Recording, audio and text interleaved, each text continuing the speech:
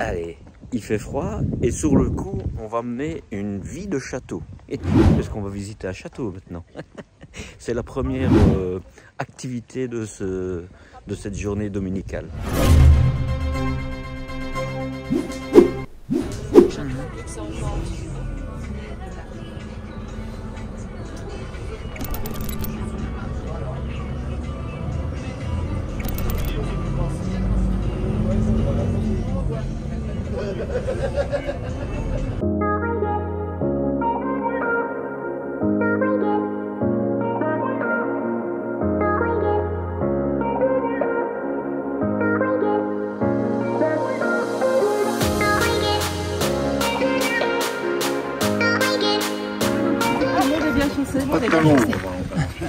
Il y a Jean-Marc vous présentera un peu l'histoire du château sur l'une des façades de la tour et une des tours. Et Brigitte qui arrive vous présentera la façade du XVIIe siècle qui est à l'intérieur de la cour et le pigeonnier au fond de la cour. Donc vraiment on essaiera de vous faire tourner, ça sera je pense le plus simple pour aujourd'hui. Donc je vais laisser Jean-Marc maintenant que j'ai parlé. Pour commencer, on va reculer. On va reculer plus en plus.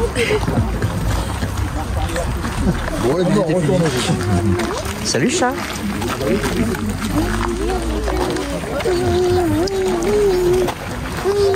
Je veux récupérer mes bêtes. Bon bah c'était sympa. Court, bref. Là t'es précis.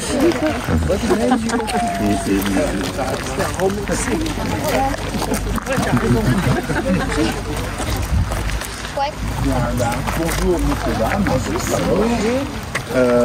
Donc vous savez que je m'appelle Jean-Marc. Si vous avez des questions à poser, il ne faut pas hésiter à dire Jean-Marc, un peu comme ça. Et donc on est dans une association, je ne sais pas si vous avez été prévenu, c'est des amis du château et du terroir d'Aisne. On est différents des propriétaires dans lesquels vous avez eu le contact avec Madame Mathilde et Maxence Kilewin. Et donc nous on existe depuis 1976, cette association, et on essaye de mettre en valeur le château, mais le terroir aussi. On a fait des bouquins sur la façon de cultiver les plantes des fossés, enfin on a fait plein de petites choses. C'est sûr qu'en 40-50 ans, pratiquement, on a fait des choses. Et vous venez d'où? Vous venez du Cambrésis? Non. De l'Aisne. Il y a des gens de Saint-Omer, voilà. Oui. Il y a des Belges. Des Belges, c'est nous aussi, on est pareil. On est pareil pour les Belges. Dans notre histoire, du moins. Le petit Marcel, je ne sais pas d'où il vient, mais... Belge. Belge, bah, voilà. Les Belges d'où? De l'est de la Belgique, à la frontière allemande. Waouh! Et on a presque une relation là-bas avec le Luxembourg, avec le prince de Salm, qui est venu dans le château à la demande de l'évêque de Cambrai. Ah ben donc voilà. on a des relations comme ça. Donc on va commencer quand même un petit peu l'histoire. Est-ce que tout le monde m'entend? Ça va? Oui. Ça va. Alors pour commencer l'histoire du château, on va peut-être repartir très loin dans l'histoire, parce que pourquoi il est arrivé là, c'est parce qu'il y a des gens qui ont vécu ici avant. Alors, les premiers hommes qu'on a trouvés ici, on n'a pas trouvé des squelettes, on a trouvé des pierres taillées, des pierres polies. Donc on monte à 30 000 ans. 30 000 ans, ça veut dire qu'il n'y avait pas d'habitat à proprement parler, dans chaque château non plus, il n'y avait pas d'habitat de ces hommes, contrairement à d'autres endroits où on trouve des grottes. Hein, je veux dire, si on prend Lascaux, on trouve des grottes où les gens ont resté. Ici, il n'y en a pas. On n'a pas de grotte, on n'a rien. Donc les gens, surtout, ils ont, je ne vais pas dire vagabondé, mais ils ont suivi les troupeaux, ils ont mangé. Alors nous, on trouve, c'est grâce au... Ça, c'est mes penses bêtes. Si jamais vous avez des cols à me poser, c'est des trucs, des dates et des choses comme ça, mais je ne vais pas vous embêter avec ça. Donc, je revenais sur les zones de Cro-Magnon et tout ça, mais je veux dire qu'ils suivaient les hivers rudes, enfin ce qu'on appelle les hivernations et tout. Ils suivaient les côtes, ils suivaient le nord, ils descendaient sur la Gironde. Donc voilà, ils se sont promenés comme ça et ils perdaient des outils. Donc on a trouvé des fossiles. Les artefacts. Voilà, des artefacts, exactement le mot. Donc 30 000 ans.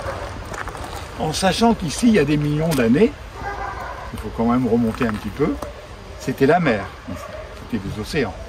Il faut savoir que quasiment, ce qu'on appelle la Pangée, c'était dans l'hémisphère sud, et tout a bougé en quelques millions d'années. Pourquoi je vous parle de l'océan? C'est important parce que l'océan, c'est ce qui a permis la fabrication de cette pierre calcaire. Parce qu'il faut de l'eau, il faut des coquillages, il faut des alluvions, il faut de la pression, il faut du temps pour qu'on arrive à extraire, nous maintenant, des pierres calcaires. On les connaît bien en Belgique, on a énormément de carrières de... Vous, mais il y a d'autres Belges, pas de Tournai, tout ça. Tournai, non? À côté, on a des splendides, des fours à chaud, du côté de Tournai, où on trouve effectivement ces pierres calcaires qui permettent de fabriquer la chaux.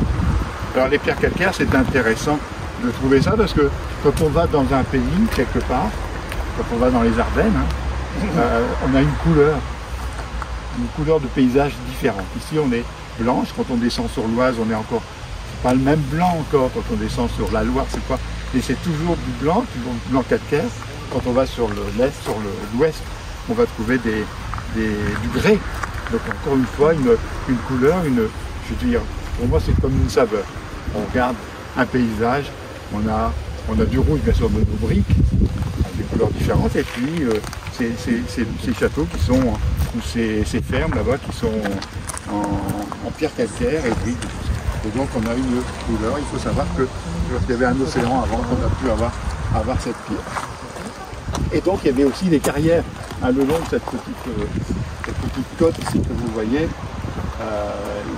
Il y avait des carrières on pouvait fabriquer ce château. Le principal pour construire un château, il faut qu'il y ait de l'eau, des carrières et du bois pour les madriers. Sinon on ne va pas faire des milliers de kilomètres pour aller chercher. Maintenant si, quand on voit Notre-Dame de Paris, ils vont faire là-bas et puis là-bas et tout. Mais ça avant. Avant c'était pas possible, on faisait ce qu'il y avait autour de nous. Donc je vous ai parlé il y a des millions d'années, ça c'est assez rapide, je ne vais pas rester là-dessus pendant une éternité non plus. Donc on a parlé aussi de Cro-Magnon, Néandertal, Cro-Magnon.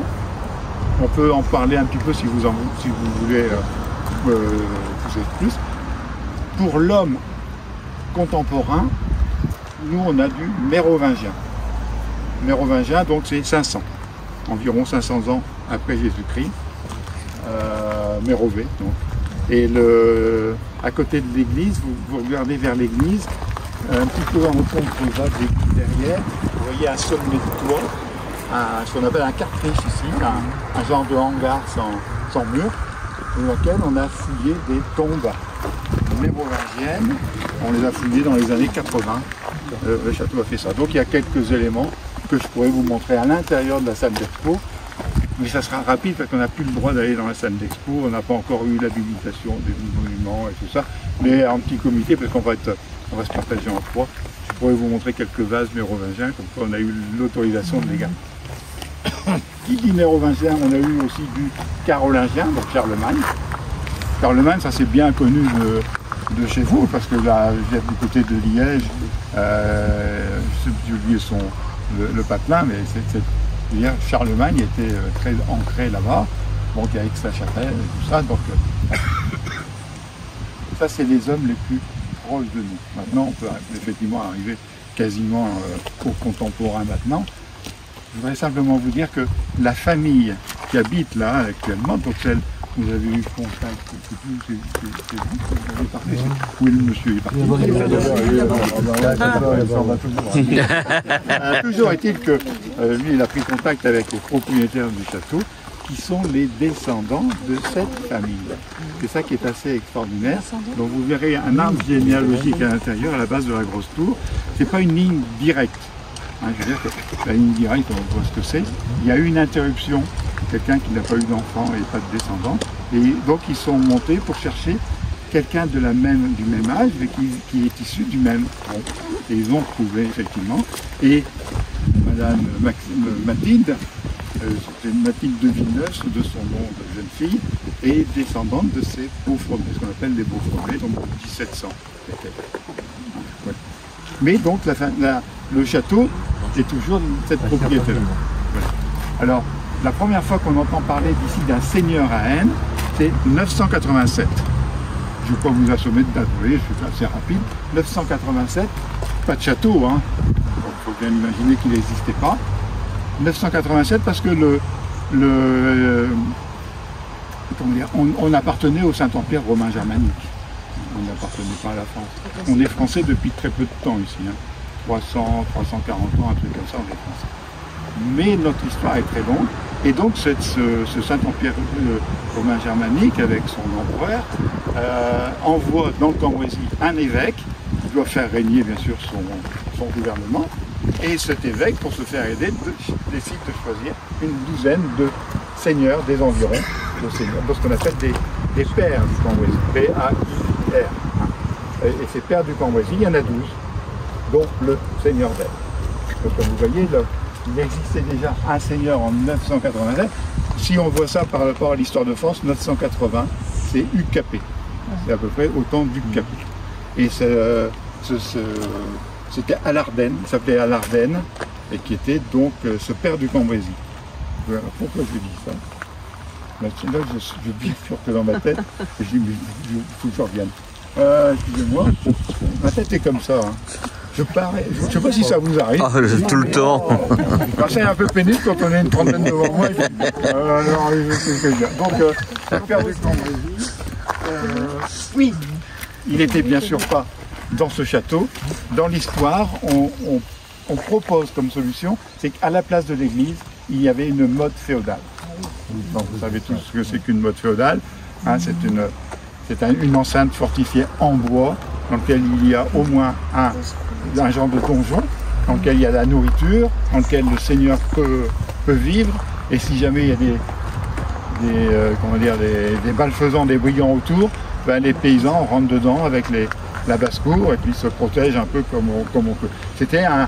Faut penser, ici il y a des forêts, hein, il n'y avait pas de maison, pas tout ça, faut penser qu'il y a plus de 1000 ans, un petit peu plus de 1000 ans, l'espace n'était pas dessiné pareil. Hein, pas du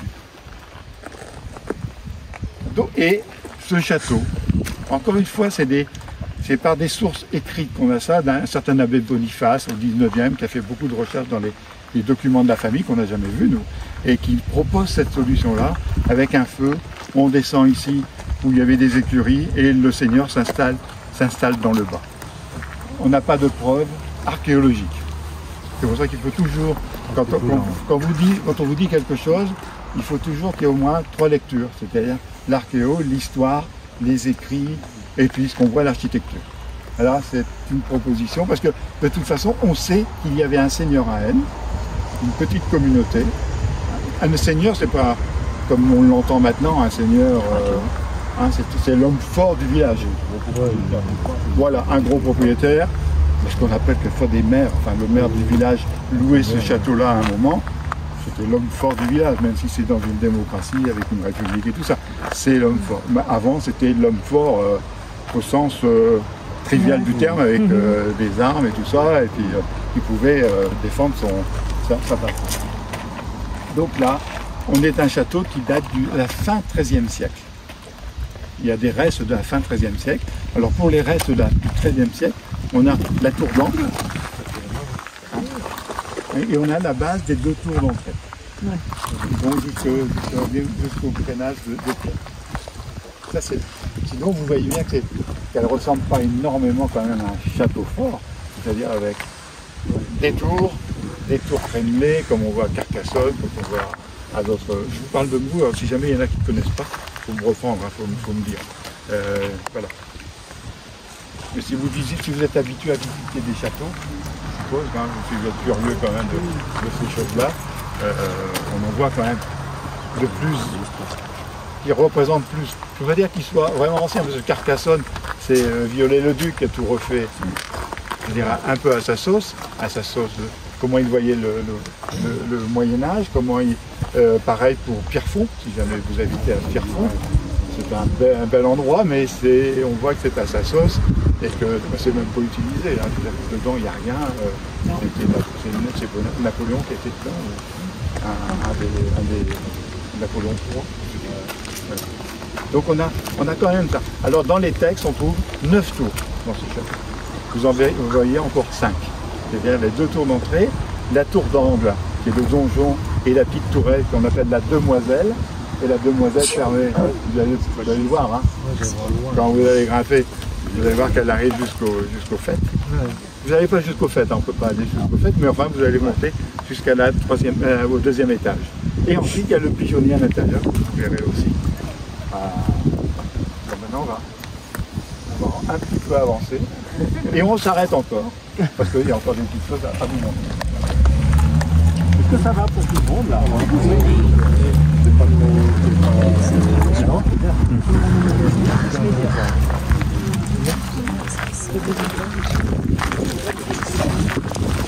Combien de temps vous avez... Comment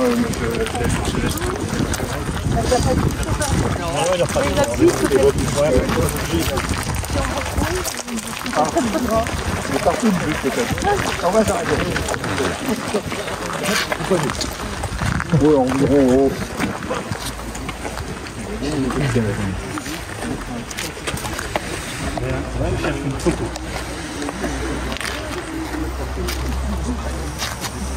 Je vous fais pas avancer. Je vais vous montrer des photos.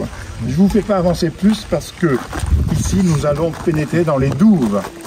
Et oui, le château a des douves. D'ailleurs, on voit là-bas, vous voyez encore un petit peu comme un massif qui descend comme ça. Là, c'est un reste de douve. Et il y en a aussi un reste là, juste à ma droite là. Explique le pont-levis qu'on voit. Il y avait un pont-levis. Alors, ici, je vais peut-être vous la faire passer. Hein, ça sera peut-être plus simple.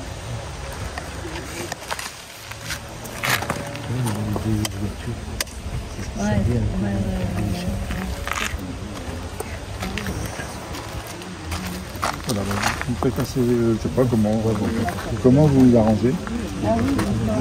Donc ici on voit le côté droit, en eau, qui est encore en eau. Il y avait effectivement un pont-levis. Pendant ce temps-là, je continue à parler. Hein.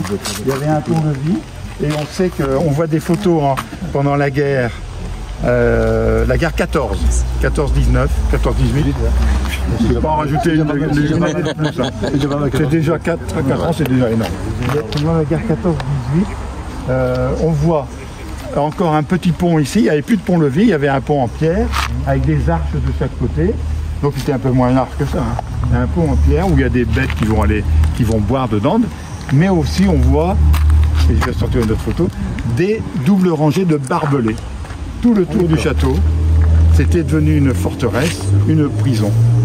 Une prison parce que la guerre 14, on est bien tous concernés ici, puisque Français et Belges, on était tous dedans.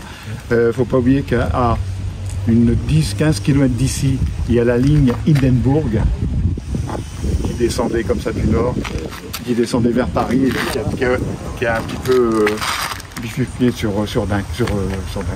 Verdun. Et cette ligne Hindenburg était alimentée d'ici, enfin une des parties d'ici pour les munitions et la construction de cette ligne, de ces blocos. Ici travaillaient, c'était des Russes qui étaient enfermés et qui travaillaient donc pour les Allemands, pour la construction de la ligne et pour les obus, pour les canons. Et donc on avait... Il faut me prévenir toujours moi. Alors non, je rigole.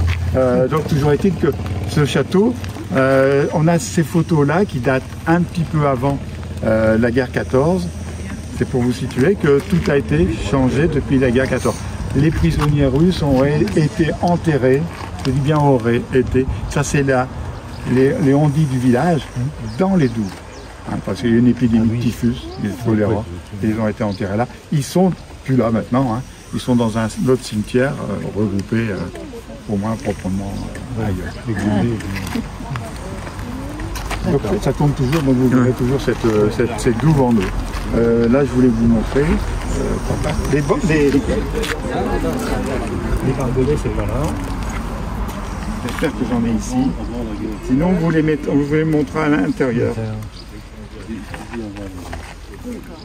Non, j'en ai pas là.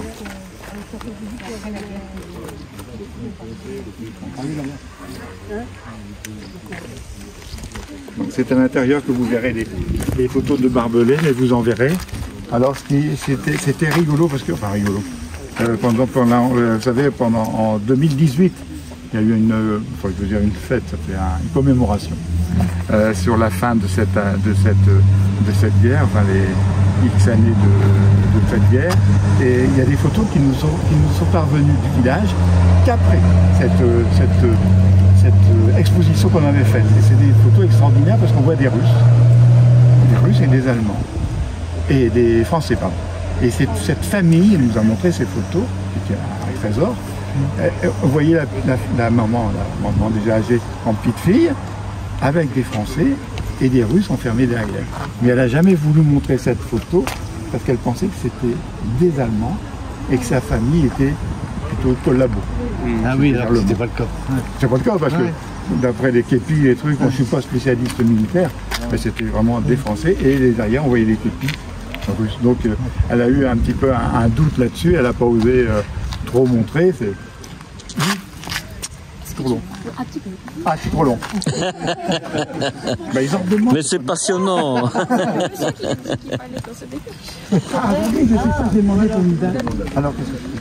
Ben là, si on vient de regarder tous ensemble, on va vous proposer de faire 4 groupes au lieu de 3 pour vraiment et faire 20 minutes à chaque partie. Et comme ça, midi, sur l'autre partie pour retourner. D'accord. Mais il faudra en revenir. J'ai encore des petites choses à vous dire, mais bon. En tout cas, grand merci. Hein.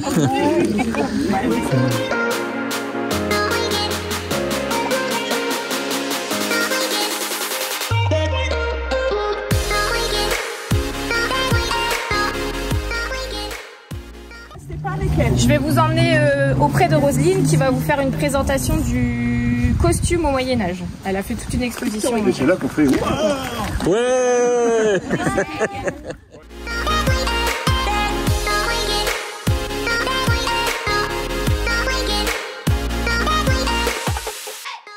Bonjour. Attends, je vais me mettre debout. Prenez place, installez-vous. Oui, faites attention. Voilà, bah vous pouvez, tu peux te mettre là sans problème. Ça va, très bien. Bon, écoutez, je vais essayer d'être rapide parce que yeah. Alors, écoutez, là, vous avez de vous la naissance de la mode. Alors, qu'est-ce que la naissance de la mode? Si vous voulez, pendant des siècles, on a superposé les vêtements, d'accord? Et la religion, elle régissait le vêtement. Alors, tout au départ, il faut savoir que le costume, c'était... comment dire, la carte d'identité. À savoir qu'à travers votre costume, vous étiez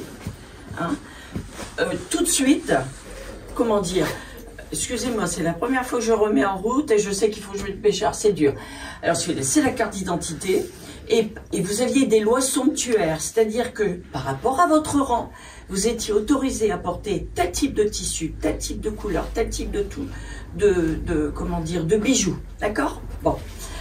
Et comment dire, là je me suis amusée à peindre des personnages qui annoncent la naissance de la mode vers 1400, entre 14 et 15e siècle. Alors comment est-on arrivé à autant d'extravagance? À savoir, si vous voulez, la mode est liée à un contexte toujours historique. Donc on a d'abord les croisades qui démarrent au 11e, 10e siècle. Et là, quand on va arriver, nous autres les croisés, on va arriver devant, si vous voulez, le palais des Mille et une Nuits, un art de vivre qu'on ne connaît pas du tout chez nous. L'art des jardins, l'art des fontaines, l'art, comment dire, écoutez, la douceur de vivre, l'art courtois. Si vous voulez, on a peine à imaginer ce que l'Orient nous a amené, d'accord? Mais nous, ce qui nous intéresse, c'est l'art des tissus. Il va y avoir, ils vont découvrir le velours, la soie, le damas, de la ville de Damas, le brocart, si vous voulez, tous les très beaux tissus qu'on porte, que la haute couture porte, tout ça, ça nous vient d'Orient, d'accord? Ainsi que les fourrures. Donc il va y avoir un commerce. Pardon. Non, j'essaye de... Je vais me mettre là parce qu'il y a du bruit. Il va y avoir un commerce, si vous voulez, extraordinaire qui va s'installer, d'accord? Et ça va nous transformer l'Occident, si vous voulez, les croisés. Beaucoup de croisés vont rester vivre là-bas d'ailleurs, tellement il y a une douceur de vivre. Et ces gens-là vont créer un commerce qui va nous amener toute cette richesse de tissus. Donc, je vous parle de Cambrai. Si vous voulez, je vais zapper, hein, je suis obligée. Je vous parle de Cambrai parce que c'est très important. Cambrai, au XIIIe siècle, est une ville drapière. C'est-à-dire qu'on fabrique du drap. Et Arras, par exemple, sera la capitale de la tapisserie avec Paris. Vous voyez, ils vont se... C'est Paris qui va le remporter, évidemment. Lille, qui est une île au départ, hein, va vendre des draps. Douai, nous sommes des villes très riches. D'accord? Et nous faisons partie de la Hanse, c'est-à-dire qu'on est régi par des lois, c'est des gens très surveillés, et nous sommes régis par des lois au niveau, comment dire, savoir-faire, et vont naître les métiers, les marchands drapiers. C'est-à-dire que ces gens-là vont être aussi riches que les seigneurs. Et ces marchands drapiers vont aller vendre les draps de Cambrai à Bruges. Et Bruges, ce sera vous voyez, quand on se promène à Bruges, on ne pense pas au textile. Or, c'est pareil, toute cette architecture vient de la richesse du textile dès le XIIIe, XIVe siècle. Et là, écoutez, Cambrai va se trouver avec l'Angleterre, va se trouver avec l'Espagne, l'Italie, tous les pays convergent vers Bruges. Et c'est ce qu'on appelle des foires internationales. Et ces foires internationales, c'est dommage qu'il n'y ait pas de film qui se fasse là-dessus. Si vous voulez, elles sont liées au calendrier religieux. Et le calendrier religieux, ce sont des fêtes organisées par l'Église. Vous savez, par exemple, les parvis des églises. Nous, c'est mort. Hein, on traverse pour remonter les escaliers. Et vous aviez des scènes de théâtre où le peuple était impliqué. On appelait ça les mystères. Bon, je referme la page. Donc, ces marchands drapiers, si vous voulez, traversent toute l'Europe. C'est pour ça que les foires nationales durent jusqu'à 1 mois. Ces gens-là, il faut qu'ils se déplacent. Et c'est pour ça que tous ces tissus somptueux, je vais pouvoir les expliquer. Donc, ils se déplacent et viennent à Aisne. Ils passent par Aisne. Le château d'Aisne, si vous voulez, est un lieu de péage. Comme Cambrai, comme l'abbaye de Vaucelles, il y avait un lieu de péage. Donc, j'arrive pour traverser le château et je vais d'abord payer ma dîme. Ah, ou non, plutôt, je dis une bêtise. Je vais payer ma somme pour passer. Et en contrepartie, le seigneur d'Aisne est tenu de donner une escorte sur toutes ces terres pour protéger ces marchands drapiers qui se promènent, qui ont des tissus somptueux. Si vous voulez, il faut se mettre dans... Nous, on est habitués, on n'a plus la notion des tissus, mais eux sont là pour vendre des tissus somptueux. Donc, il faut qu'ils soient protégés. Et en plus, entretenir les chemins. Vous voyez, je passe par Cambrai, l'évêque de Cambrai, on traverse ces terres. L'abbaye de Vaucelles, les terres allaient jusque Laon. Vous voyez, ils étaient tenus de protéger ces marchands drapiers. D'accord? Voilà.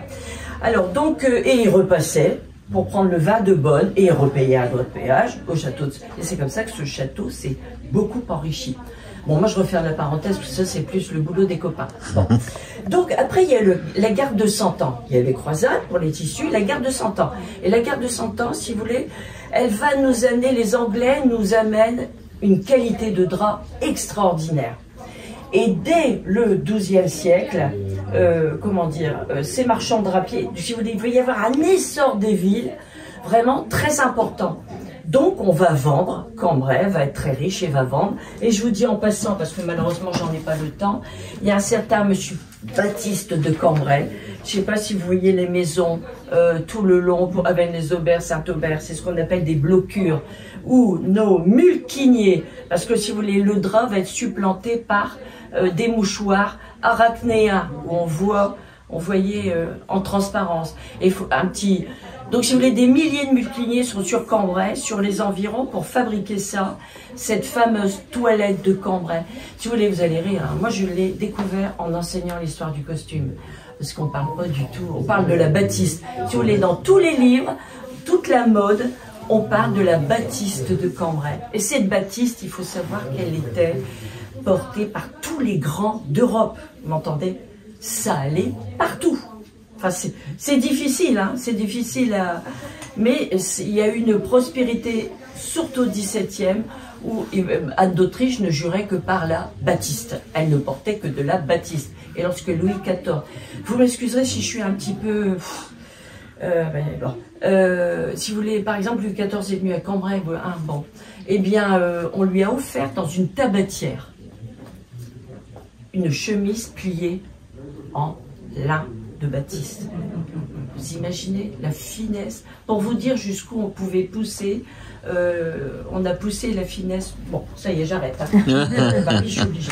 Alors là, il faut que je vous parle de choses plein drôles. C'est dur qu'on est passionné, hein, de devoir s'arrêter. Exactement. Oui, oui, je comprends. Si vous voulez, je peux passer des heures. Mais j'ai la chance d'intervenir ici. Mais on m'a dit, dépêche-toi, Rosé. C'est difficile. Hein. Bon. Donc, alors, si vous voulez... alors, là, c'est l'extravagance. Vraiment, c'est du délire. Je vais étaler ma richesse, je vais épater le monde. Donc, comment c'est arrivé cette histoire? Alors là, il faut que vous sachiez, enfin, vous le savez, la mode. Ces gens-là, il y a la peste de 1348. Et la peste de 1348, il y a un tiers de la population qui est morte, d'accord? Du matin, vous leviez du matin, bubonique, vous tombiez le soir comme une mouche. Hein. Bon, donc si vous voulez, ces survivants, ces jeunes nobles va être assoiffés de pouvoir, vont récupérer les tissus les plus riches et pourquoi? Épater, épater. La vie devient une mise en scène, d'accord? Et donc je vais, comment dire, la vie devient... Bon, je suis tellement... Bon. Alors je vais vous parler du code de beauté de ces dames, parce que c'est très important quand même. Donc, avant je cachais mon corps, c'est bon? Là, on va commencer à afficher sa poitrine. On va avoir une silhouette très mince, la plus mince possible, d'accord? Avoir le teint le plus blanc possible, le teint de lys, on appelait ça. Et ce teint de lys, il faut vous dire que, là, ce teint de lys, il remonte à l'Antiquité. Hein. Bon, et il y a une mode qui va être incroyable, à savoir qu'on va s'épiler le crâne avec un mélange de chaux pour pas que ça repousse. Hein. Donc vous voyez, Agnès Sorel, ça c'est un des portraits les plus célèbres d'Agnès Sorel, elle va s'épiler le crâne jusqu'à moitié, symbole de beauté. C'est tout, c'est comme ça. Ils vont même se redessiner, la reine d'Angleterre à la naissance. Écoutez, si vous saviez les années, elle se redessine, vous savez les bébés à la naissance, on voit à travers, leur peau est tellement encore délicate. Ils redessinaient les veines, vous voyez, bon. Ah non mais le maquillage, bon. Donc, stop. Alors, une petite bouche, des petits yeux, d'accord, et surtout, des tout petits seins. Donc, si j'ai des gros seins, eh ben, je me permets de vous rappeler les années folles, avec le Charleston. Eh ben, elles vont se faire des petits coussinets, qu'elles vont serrer les seins. Voilà. Donc, des tout petits seins. S'ils sont trop bien ronds, d'accord, comme Agnès Sorel, bien ronds et maintenus par une ceinture. Si on a des seins un petit peu trop minces, eh ben on se met déjà des postiches. Voilà, vous voyez, voilà, on va rehausser par des petits coussinets.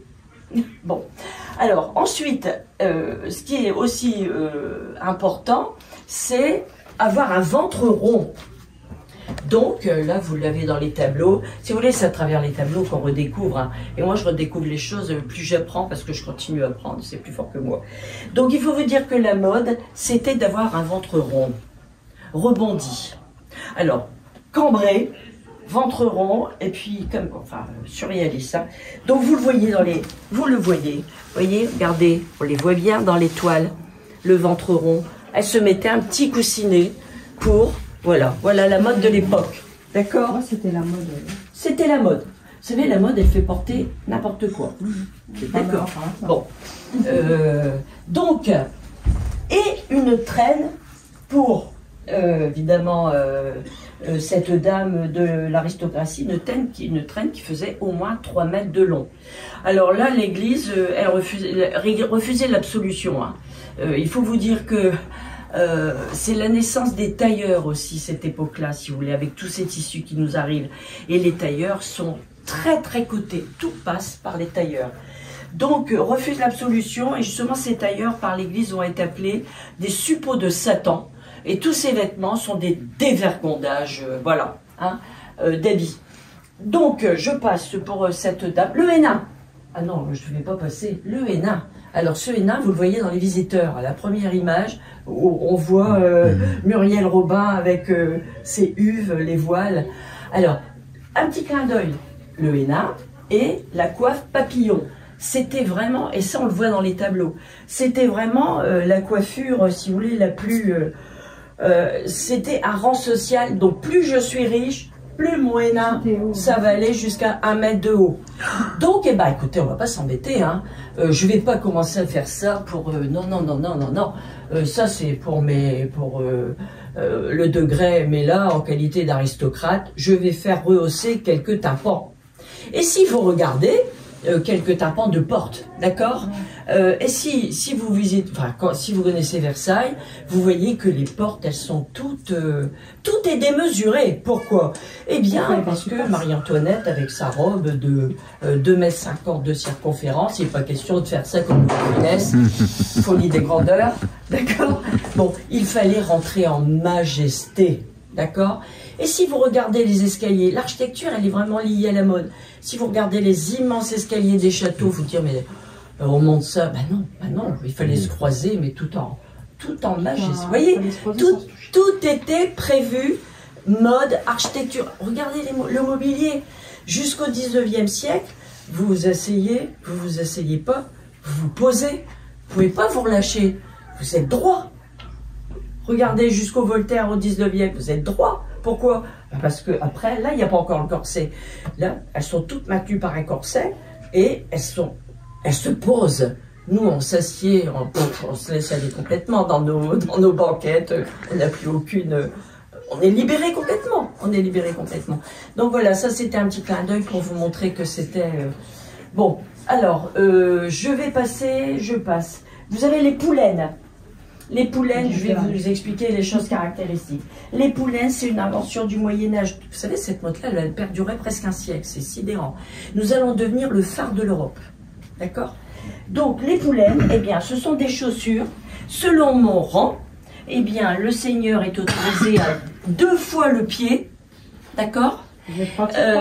Donc, oui, mais attendez, non, il ne pouvait pas marcher. Donc, il reprenait là, comment dire, et voilà. Regardez, il reprend. Ben, je ne l'ai pas peint parce que ça il fallait que je fasse un panneau. Il reprenait, il le reliait à leurs genoux avec des petites clochettes. Parce que ça a été la mode de clochettes. On en mettait partout. On adorait les clochettes. On les mettait en collier, on les mettait aux aumônières, on mettait ceinture. C'était symbole de protection. C'était attaché. Voilà, c'était attaché. D'accord? Et il faut vous dire que dans la rue, alors on va parler de petit clin d'œil des anciens métiers. Dans la rue, eh bien, ils mettaient des socs en bois ou en liège qu'ils attachaient à leurs poulaines. Les poulaines étaient, elles viennent de Pologne, hein, tout simplement, et avec évidemment des cuirs les plus raffinés. Hein. Ça va, je suis pas trop longue là. Non. Vous voulez pas que je... Non? Bon, ça va, je continue. Bon. Donc, si vous voulez, il y a des petits métiers dans la rue, hein, pour que les gens survivent. C'était le décrotteur. C'est-à-dire qu'il décrottait les socs avant de rentrer dans la maison. Voilà, c'était un petit clin d'œil. Alors, je vais vous parler des boutons. Il faut savoir que les boutons nous viennent des croisades. On ne connaissait pas du tout l'existence des boutons lorsque les croisés sont arrivés. Ils se sont trouvés face aux Turcs. Ils se sont dit, mais c'est quoi ces petites choses qui brillent là? Et ben, donc nous sommes revenus avec les boutons. Plein de corps de métier sont nés. Donc là, un petit clin d'œil au Moyen-Âge. Comme je suis riche, mais j'en mets partout. Donc je vais mettre des boutons tout le long des manches, tout le long de la veste. Et ça, on le retrouve dans les tableaux aussi. Seulement, il faut les coudre le matin et les découvre le soir. Parce qu'il y a une mode où on va faire des manches très très serrées. Donc, vous avez les chambrières qui cousent et qui décousent. Et aussi cette mode, si vous voulez, c'est que les vêtements deviennent tellement chers, il n'y a pas de saison.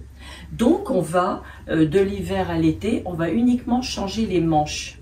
De là, c'est une autre paire de manches. D'accord? Il y a des tas d'expressions qui nous viennent de... Seulement, les chambrières, c'était des petites choses, c'était facile à voler. Parce que là, j'ai pas représenté évidemment mes boutons en or, en argent. Alors, il faut savoir que Louis XIV, les ambassadeurs de Louis XIV, eh bien, comment dire, c'était un des cadeaux favoris. Lui, c'était en diamant. On lui offrait des cadeaux en diamant, des boutons en diamant. C'était le luxe en miniature. Après, vous avez eu des boutons en petite forme de montre, que dès qu'on a... Oh, c'est extraordinaire aussi l'histoire des boutons. Donc, vous voyez... alors les chambrières, pour qu'il y ait moins de vol, on accrochait ça sur un fil, si vous voulez, et puis on décousait, si vous voulez, l'entre-deux, comme ça on se retrouvait avec le collier, et comme ça les chambrières n'étaient plus tentées à voler, d'accord? Donc la ceinture, je vous parle, là c'est la houppelande avec ses loquetures et déchiquetures, vous voyez, c'est tous des termes, parfois on dit une loque, bon. Et alors, il y a la symbolique de la ceinture donc, qui est très très importante. D'ailleurs, regardez, serrer la ceinture, il y a toute une symbolique qui remonte jusqu'à la Bible. Alors, il faut savoir que si on veut faire un cadeau à son bien-aimé lors d'un tournoi, on va lui offrir une ceinture. Et cette ceinture, elle va être avec les matières les plus belles, comme l'aumônière d'ailleurs. C'est vraiment le signe ostentatoire lorsqu'on va à l'église, Donc pour le tournoi, la belle, elle va offrir à son bien-aimé ou à son amant, eh bien, elle prend ses cheveux. Il faut savoir qu'il y a une mode des bijoux de cheveux. Et elle va broder avec ses cheveux et des fils d'or toute la ceinture, qui sera un gage d'amour pour le chevalier à son tournoi. Et je vous montre, regardez, il y a eu des bijoux jusqu'au 19e. Hein. Vous aviez comme ça des bijoux tressés. Ouais. On ne sait pas dire, hein? Ah oui, c'est fabuleux. Écoutez, il y a tout un art des bijoux de cheveux qui est... Écoutez, il y avait une école, hein, un savoir-faire pour apprendre à tresser. Et on sait que les croisés partaient avec les cheveux de leur damoiselle, de leur aimée. La tresse, elle pouvait être en or évidemment, mais elle était également tressée de cheveux, ainsi que le médaillon. Vous savez, il nous reste la petite mèche qu'on garde quand on coupe pour les petits. On se dit, tiens, on va garder. Vous voyez, il y a des petits restes comme ça, mais les bijoux de cheveux, les bracelets de cheveux, les bijoux de deuil aussi ont gardé les cheveux. Bon, il y a toute une histoire sur les cheveux. Donc voilà, je passe. Donc vous voyez, pour la ceinture, c'était vraiment quelque chose d'extraordinaire. Et puis l'aumônière, c'était la même chose. Alors la ceinture est quand même importante parce que là, on laisse suspendre les chapelets, on laisse suspendre les petits miroirs, donc évidemment les petites armes pour les chevaliers.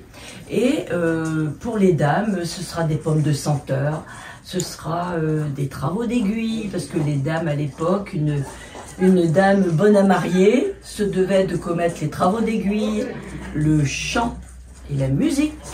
Il y avait tout un savoir qui se devait. Non, j'étais pas bonne à marier, hein. Voilà. Bon, écoutez, je pense que je vais arrêter là, parce qu'il y a encore plein de choses. Oui, tu vas devoir arrêter là. Voilà, tout juste. Bon, écoutez. Vous allez monter par là à la tour, voilà, Audrey.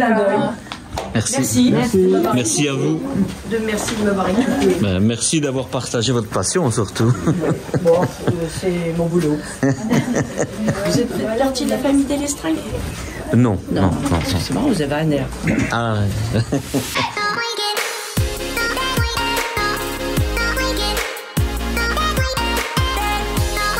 Attendez que tout le monde soit descendu parce que vous verrez, les escaliers sont très étroits. Pour se promener, ça va être difficile. Oui, très dangereux, usé à l'image du château. Donc, on peut pas se croiser. De toute façon, c'était chaud. Vous êtes rentré par le logiciel. Non, on est rentré par là. Alors, on va passer par là.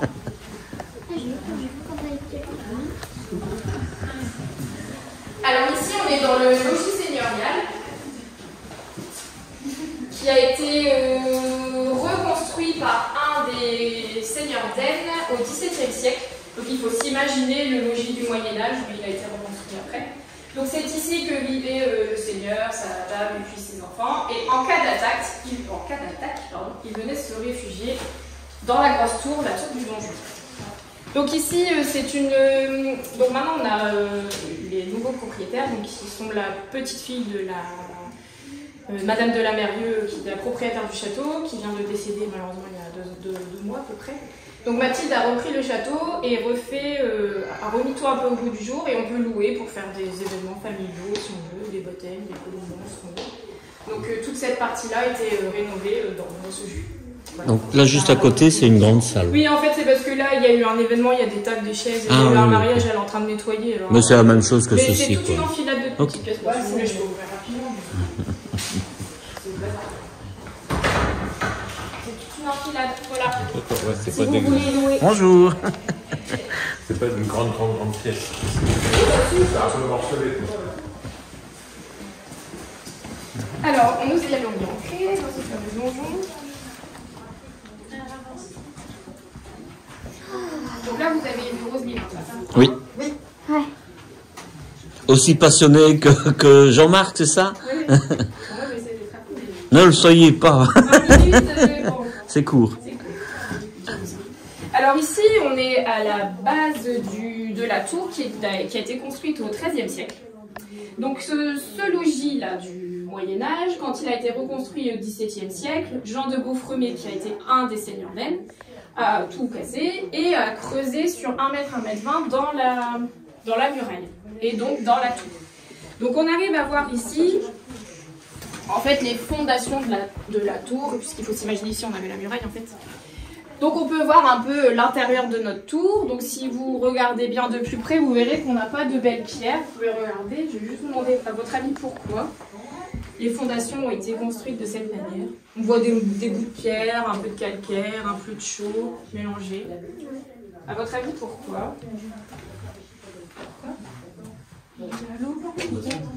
C'est les fondations. Alors pourquoi on les a pas construites en belles pierres calcaires comme on a ici? C'est recouvert, oui, mais bon, pensez que ça coûte cher. Est-ce que c'était une question de coût? Alors, au Moyen-Âge, on était tellement arriérés qu'on savait déjà que quand on construisait avec des grandes pierres, des murs très épais qu'avec de la pierre, si on y lance un projectile, une pierre ou plus tard un boulet, essayez de taper dans un mur bien homogène, le mur va s'effondrer. Ils avaient déjà compris qu'en mettant du mou dans la fondation, ça allait absorber le choc et que ça faisait une tour beaucoup plus solide. Parce que même s'il y avait des trous, la tour restait debout. Voilà, c'est ça. Donc déjà au XIIIe siècle, on avait compris ça. Donc je pense qu'on pense toujours le Moyen-Âge comme un âge arriéré, mais pas du tout en fait. Ils avaient déjà compris.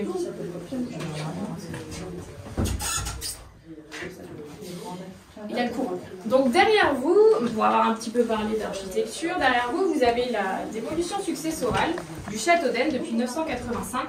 Donc ce sont les seigneurs qui se sont succédés donc depuis 1985-1987. Donc à cette époque-là, on n'est pas dans ce château ici. On était certainement dans une motte féodale en bois qui devait se situer, on le pense, juste après le château. L'église, pardon. Un peu en montée. À l'époque, je crois que mon collègue ne vous l'a pas expliqué, à l'époque, Aisne était entourée de marécages. Aisne en vieux celte, ça veut dire eau noire.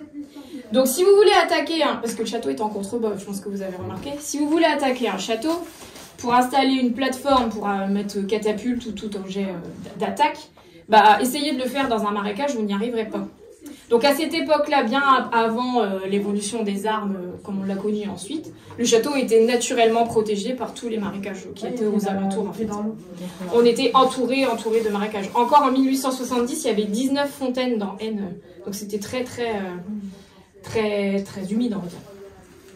Donc les premiers seigneurs donc, qui étaient certainement dans la mode féodale, puis ensuite on arrive avec des seigneurs, Jean de Croisille, jusque Charles de Créqui qui va revendre son château à son cousin Jean de Beaufremet. Et Jean de Beaufremet, on va beaucoup vous en parler après, c'est lui qui a rénové tout le logis, qui a refait revivre le château tout comme un relais de chasse bien plus tard. Donc on a eu ensuite, c'est passé de famille. Quand même dans la même famille. Ça reste dans la même famille. C'est de famille en famille, de cousin en cousin. Et ici, vous avez Madame de la Mérieux, donc qui est décédée il y a 2 ans, sa fille et sa petite fille Mathilde que vous avez dû croiser tout à l'heure, qui a repris. Voilà. Donc là, il y a une petite particularité, c'est que ça fait quelques générations depuis Constance d'Assigny que le château se transmet de femme en femme. Voilà. Donc, ici, vous avez Adrien de Brofremé. C'est une gravure du XVIIe siècle où il siège au conseil du Corvézy. Voilà, donc c'était quand même quelqu'un d'important. Donc, ce que je vous propose, c'est de rentrer dans cette fameuse tour. On va voir les trois principaux moyens défensifs. Donc, le seigneur Saddam et ses enfants ne vivaient pas dans cette partie. C'est vraiment quand il fallait se protéger des attaques. On vivait dans le logis. Donc, le premier système de défense, c'est cette porte qui n'est pas très grande. Alors, à votre avis, pourquoi elle n'était pas très grande, cette porte? Il mettait peut-être un meuble devant, quelque chose pour le devant. Pour rentrer que par un. Alors, on rentrait que par un, et là, qu'est-ce que je dois faire pour rentrer? Je dois baisser ma tête. Donc, imaginez-vous que je suis en armure. Je baisse ma tête. Alors, l'armure, elle est soudée partout, mais il faut quand même tourner le cou. Donc, ici, c'est la zone de faiblesse. Donc, en penchant la tête, on peut facilement vous assommer ou vous décapiter. Donc, c'est un premier système de défense. Quand vous aurez descendu les 2 marches, je regarderai bien au-dessus de vous, ça sera le deuxième système de défense que je vous montrerai quand on sera monté au premier étage. Voilà. Donc une fois que j'ai passé ici, que je ne me suis pas fait assommer, que je ne me suis pas fait décapiter, il y a un autre système de défense, vous pouvez lever votre tête, puis descendre. Et ici, justement, je vous expliquerai après. Ici, c'était la porte d'entrée de la tour au XIIIe siècle.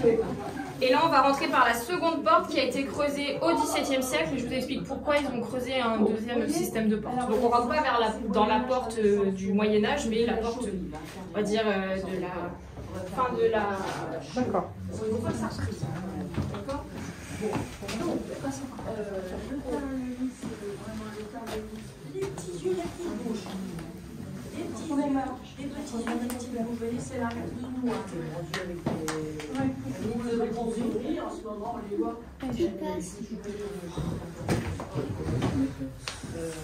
Je n'ai pas besoin de m'abaisser, j'ai juste un pied en pâte.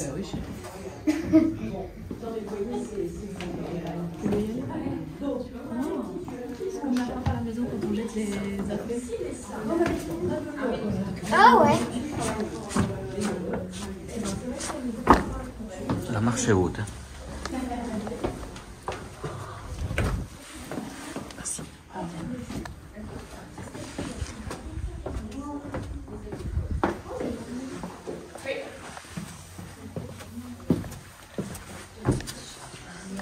Alors ici, au XIIIe siècle, donc on rentrait par ce seuil, et vous voyez ici, il y a une pierre un peu en encorbellement. Il fallait s'imaginer une plateforme en bois qui faisait tout le tour.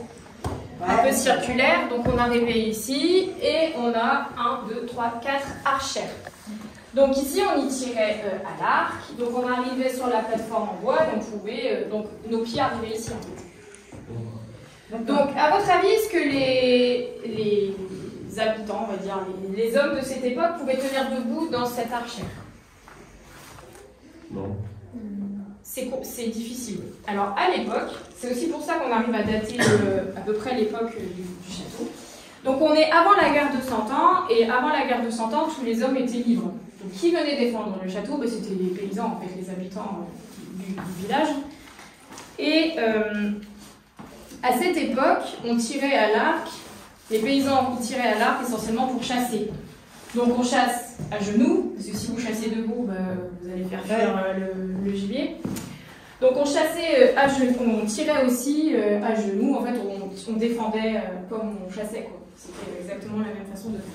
Donc on arrivait ici, on se mettait à genoux, on tirait, on venait se reposer, on avançait, on recommençait, on mettait sa flèche, puis on tournait comme ça en fait pour défendre le château. On est au ras des douves, donc on voyait bien arriver l'ennemi d'ici. Donc cette salle, ensuite, quand Adrien Beaufremet a racheté le château à son cousin, il a fait creuser dans le sous-sol du logis les cuisines, pardon. Donc il a fait creuser une porte pour ici ça a été transformé en cave, en gros en cellier quoi. Au XVIIe siècle, ils venaient ici stocker leur nourriture dans des tonneaux essentiellement. Mais au XIIIe siècle, on rentrait par cette partie. Donc ici, c'était vraiment défensif. Donc admettons qu'on n'ait pas réussi à chasser les envahisseurs. La dernière étape, c'était de faire monter au premier étage le seigneur, sa dame et ses enfants. Donc c'est ce qu'on va faire. Je crois que j'ai oublié de vous dire quelque chose important, mais qu'est-ce qu'en fait je dois me dépêcher. Alors tout en haut ici, j'essaie avec mon téléphone, on a aussi des graffitis ici. On a le graffiti d'une chouette. Puisque la chouette, c'est un peu le symbole des... Voilà, on verra pas très bien, mon téléphone n'est pas très puissant. C'est la deuxième pierre ici. On y voit une chouette, je sais pas si vous voyez bien. Ah ouais. On voit une chouette, on voit ses deux yeux, sa tête. Parce que la chouette a une vue perçante même la nuit, donc c'était un peu un symbole pour les archers. Donc on y retrouve aussi des graffitis. Je peux pas vous montrer plus que ça. C'est la deuxième pierre en partant du haut. Là où j'essaye d'éclairer. L'armure qui est là, c'est une d'époque ou quelque chose qui a été refait après. Ça a été retrouvé, oui, par les membres de l'association il y a quelques années, donc vous dire exactement, ça fait bien dans son jeu. Donc là, on va monter, vous pouvez bien regarder au-dessus de votre tête et on va voir ce moyen défensif du niveau supérieur. Donc là, les marches sont assez étroites. Vous verrez que c'était vraiment, imaginez-vous en armure en essayant de monter les talons.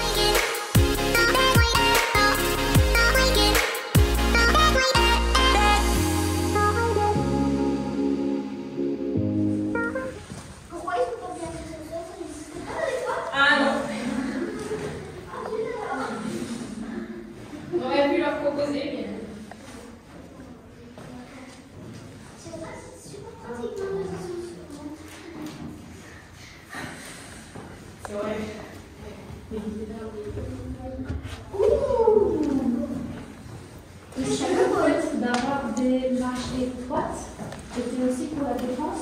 Oui, je vais vous expliquer justement pourquoi elles sont dans le sens d'une aiguille. Tu vois, tu le mets dans un trou, en fait, tout en bas. Pourquoi je savais pas? Pourquoi j'ai vu quelques uns?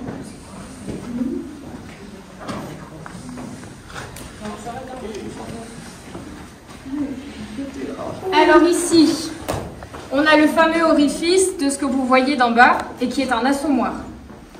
Donc qu'est-ce qu'on y jetait à votre avis pour assommer? Des pierres, du bois. Pas d'autre idée? Non. Il n'y a rien qui vous vient à l'esprit? Bah, du feu. De l'eau chaude et de l'eau bouillante. Alors ça c'est une invention en fait. C'est merci Monsieur Dumas et tous ses romans. En fait, l'huile, à l'époque, au Moyen-Âge, elle était extrêmement rare, extrêmement chère. Et en plus, vous vous faites attaquer, il faut la mettre à bouillir. Alors, vous avez le temps. L'eau, c'est pareil, je pense que c'est possible. On peut s'imaginer de jeter de l'eau bouillante, mais c'est pareil, il faut la mettre à bouillir. Enfin, imaginez-vous ici, c'est vraiment très compliqué. Donc, on y jetait des grosses pierres, des projectiles qu'on stockait au niveau supérieur. Ici, c'est le niveau ultime de défense. Enfin, c'est l'endroit ultime où venait se réfugier le refuge du Seigneur, de sa dame et de ses enfants et de quelques soldats. Donc après ça, bah, voilà, le château était pris, quoi.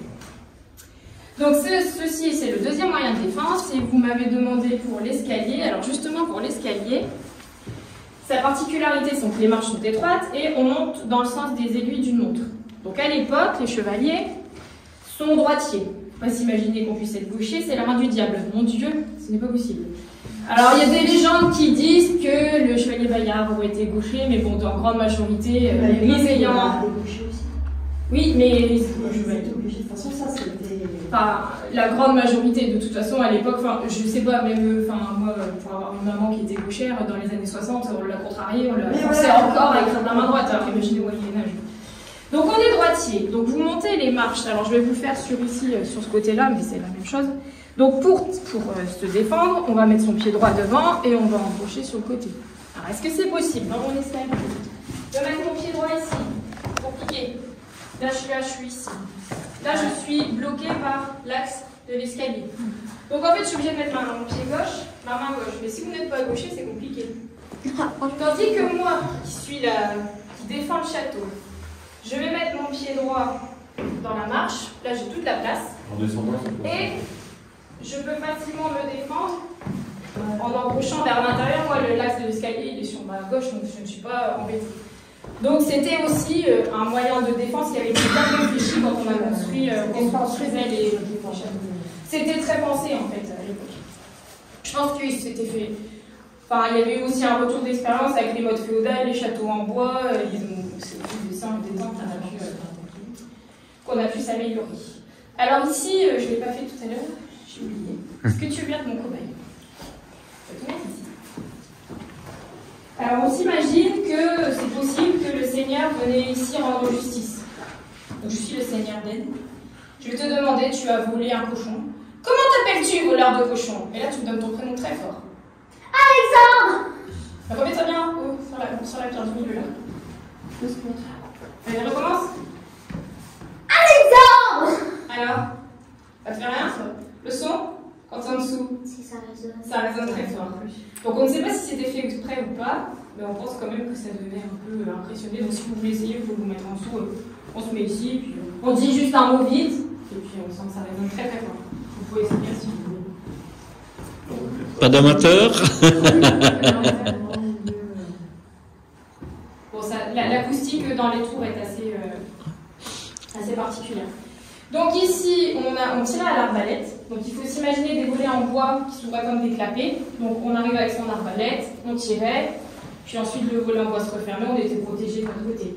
En hiver, ça nous permettait aussi de nous calfeutrer, on pouvait mettre des tissus plus chauds. Et en été, on ouvrait et puis on pouvait faire toutes sortes de travaux. On pouvait s'asseoir ici dans les beaux sièges. On pouvait s'asseoir à la lumière. Et on était à l'air aussi. En face de vous, ça je voulais le dire d'avant, ce qui a été muré, c'est ce qu'on vient les Allemands ont installé une mitraillette pendant la guerre 14-18, puisque le chemin de la route de Lambert arrive jusqu'en ici. Donc encore un vestige de la route. Alors ici, je vais essayer d'aller vite, on a le dernier niveau qui était la zone de réserve. On va y monter.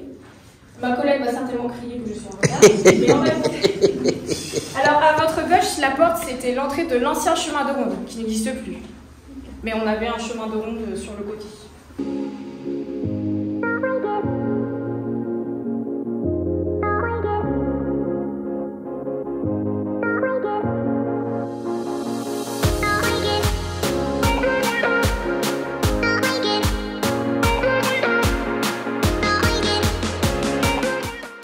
Une visite complète, ça dure combien de temps? 1h30, voilà. Si on veut tout détailler, au moins 1h30. Et ça se fait ça ou bien il faut venir c'est cet après-midi. C'est tous les derniers dimanches du mois, d'avril à octobre. Et l'année dernière, en octobre, on a fait une nocturne avec des petites scénettes. Et avec une soupe à la fin, ça avait bien fonctionné. Et donc on pense le refaire. Il y a un site qui explique tout ça? On a une page Facebook, sinon il y a je crois qu'il y a le site du château d'Aide, mais des propriétaires. Ok. Et la page Facebook? La page Facebook, c'est Amis du château. Ok. Ça résonne encore. On est aussi ouvert aux journées du patrimoine, mais là on ne fait que le rez-de-chaussée pour raison de sécurité, parce qu'en fait on n'a pas le droit de dépasser 12 personnes. La commission de sécurité, sinon on nous empêche de faire un liste. Donc ici on est dans la dernière zone, on pense la zone de réserve. Donc on y stockait les armes, mais aussi les stocks de nourriture. Oui, j'arrive. Les steaks de pommes, les légumes qui passent bien l'hiver, les choux, les navets, les jarrets d'art salé. Et on pense que ça a été transformé en salle de garde, au moins pour le chef de la garnison, puisqu'on y a percé une cheminée et qu'on a 3 belles ouvertures.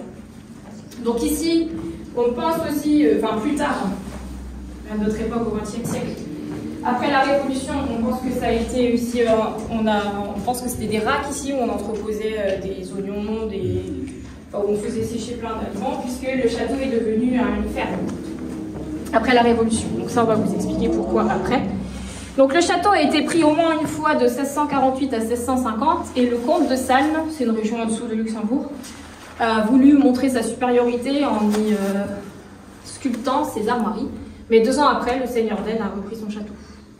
Donc ici, on a une acoustique formidable. Si vous vous mettez bien en face et que je me mets ici et que je parle même le dos tourné, vous allez bien m'entendre. Oui, tout à fait. Et même ici, si vous me parlez, je vais vous entendre, ça résonne énormément.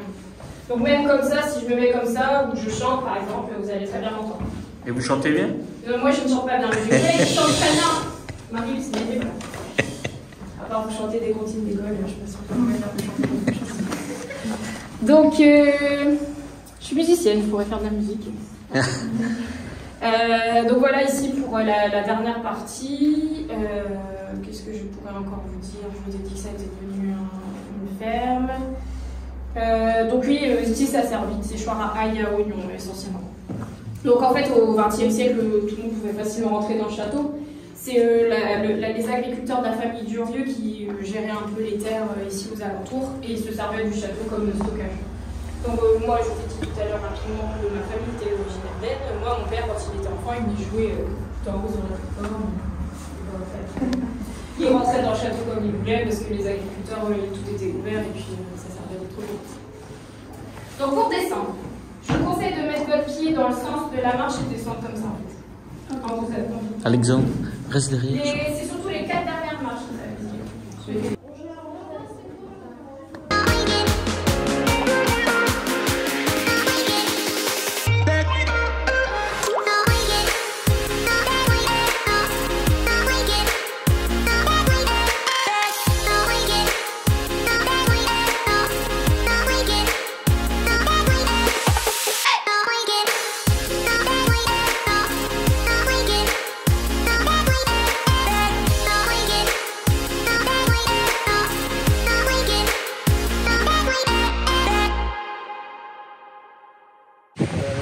Vraiment, à partir du XVIIe, on commence à utiliser la brique.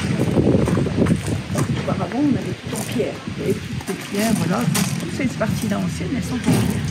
Là, ici, ça a été fait avec des briques. Alors, pourquoi des briques? Les pierres sont très rares. Elles coûtaient plus cher, forcément. On devait aller les chercher plus loin, parce qu'on avait tout sur place.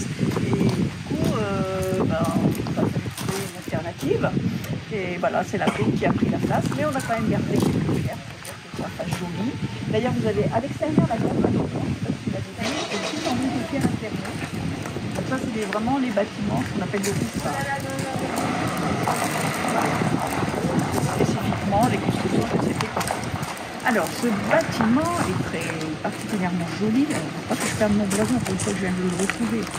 Avec tous les... Je vais avoir des réclamations parce que tous les concurrents, je ne l'avais pas. Je n'avais jamais retrouvé mon blason. Je vais en parler tout de suite, comme ça je pourrais le perdre.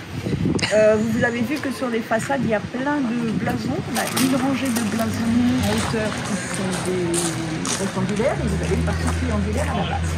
Alors celui-là, c'est parce qu'on ne voit plus beaucoup, c'est celui-là. Lequel? Il en reste. Il en reste ça. Okay. Ça c'était avant et ça c'était après. Alors vous voyez, on avait eu quand même beaucoup d'aides de l'EDF qui a bien trouvé mieux que de passer un fil en travers du blason. Parce que c'était sur le chemin de passer le fil. Voilà. C'était une chambre froide à cette époque, c'était là. Voilà, ils ont passé.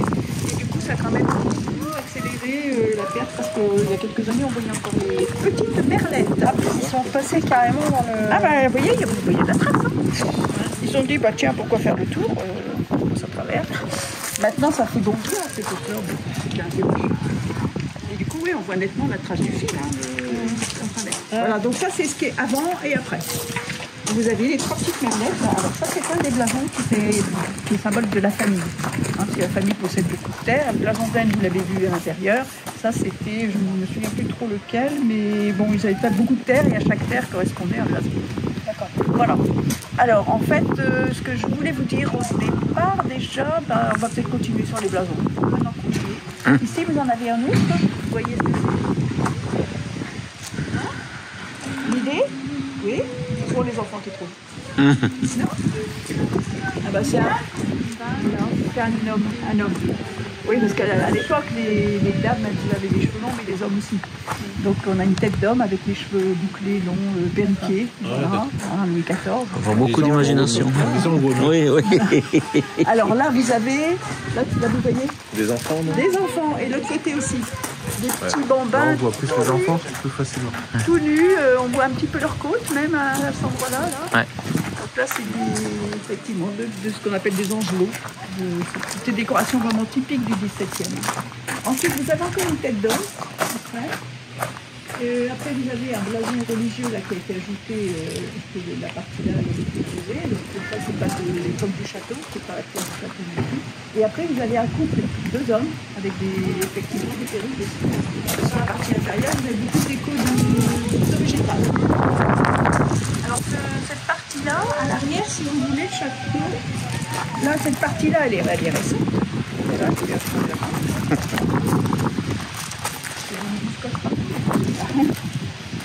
Alors, je vais vous montrer en fait l'arrière du bâtiment. Ça. Là, voilà. Alors, l'arrière du bâtiment, c'est ça. Vous voyez, bon, à part les fenêtres qui ont été creusées après, vous voyez, tout ça, c'est de la pierre blanche. Donc, ça, c'est le reste du mur d'enceinte du château. C'est-à-dire, on avait cette tour-là, on prenait le chemin de ronde. On avait une tour ici qui à cet endroit-là. Puis après, vous alliez à la tour suivante qui était celle-là. A priori, il y en avait 9. Donc à l'arrière, vous avez toute la pierre blanche et ça, c'est le reste du château du chemin de ronde de l'époque.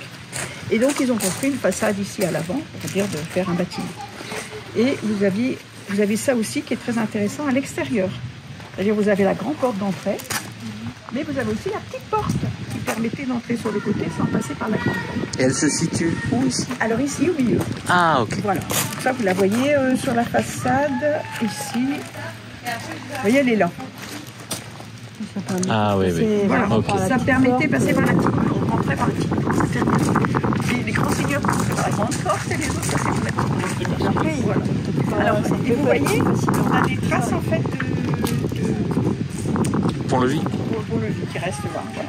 Donc il devait y avoir une porte, c'était pas une porte comme ça, hein, c'était aussi une porte qui s'ouvrait, qui se fermait. Et à l'extérieur, je pense que il y a maintenant les militaires ont mis des rambardes de chaque côté. Et sinon, il y a à cet endroit-là dans le terrain, on voit que c'est remonté, surmonté. En fait, ils avaient donc consolidé, que les gens puissent rentrer par ça sans s'enfoncer. Et voilà, ça, on est encore actuellement, il reste encore un peu, on voit un petit renforcement de cette trace-là. Ici, vous avez, si vous regardez jusqu'au bout, on va peut-être aller un peu plus loin.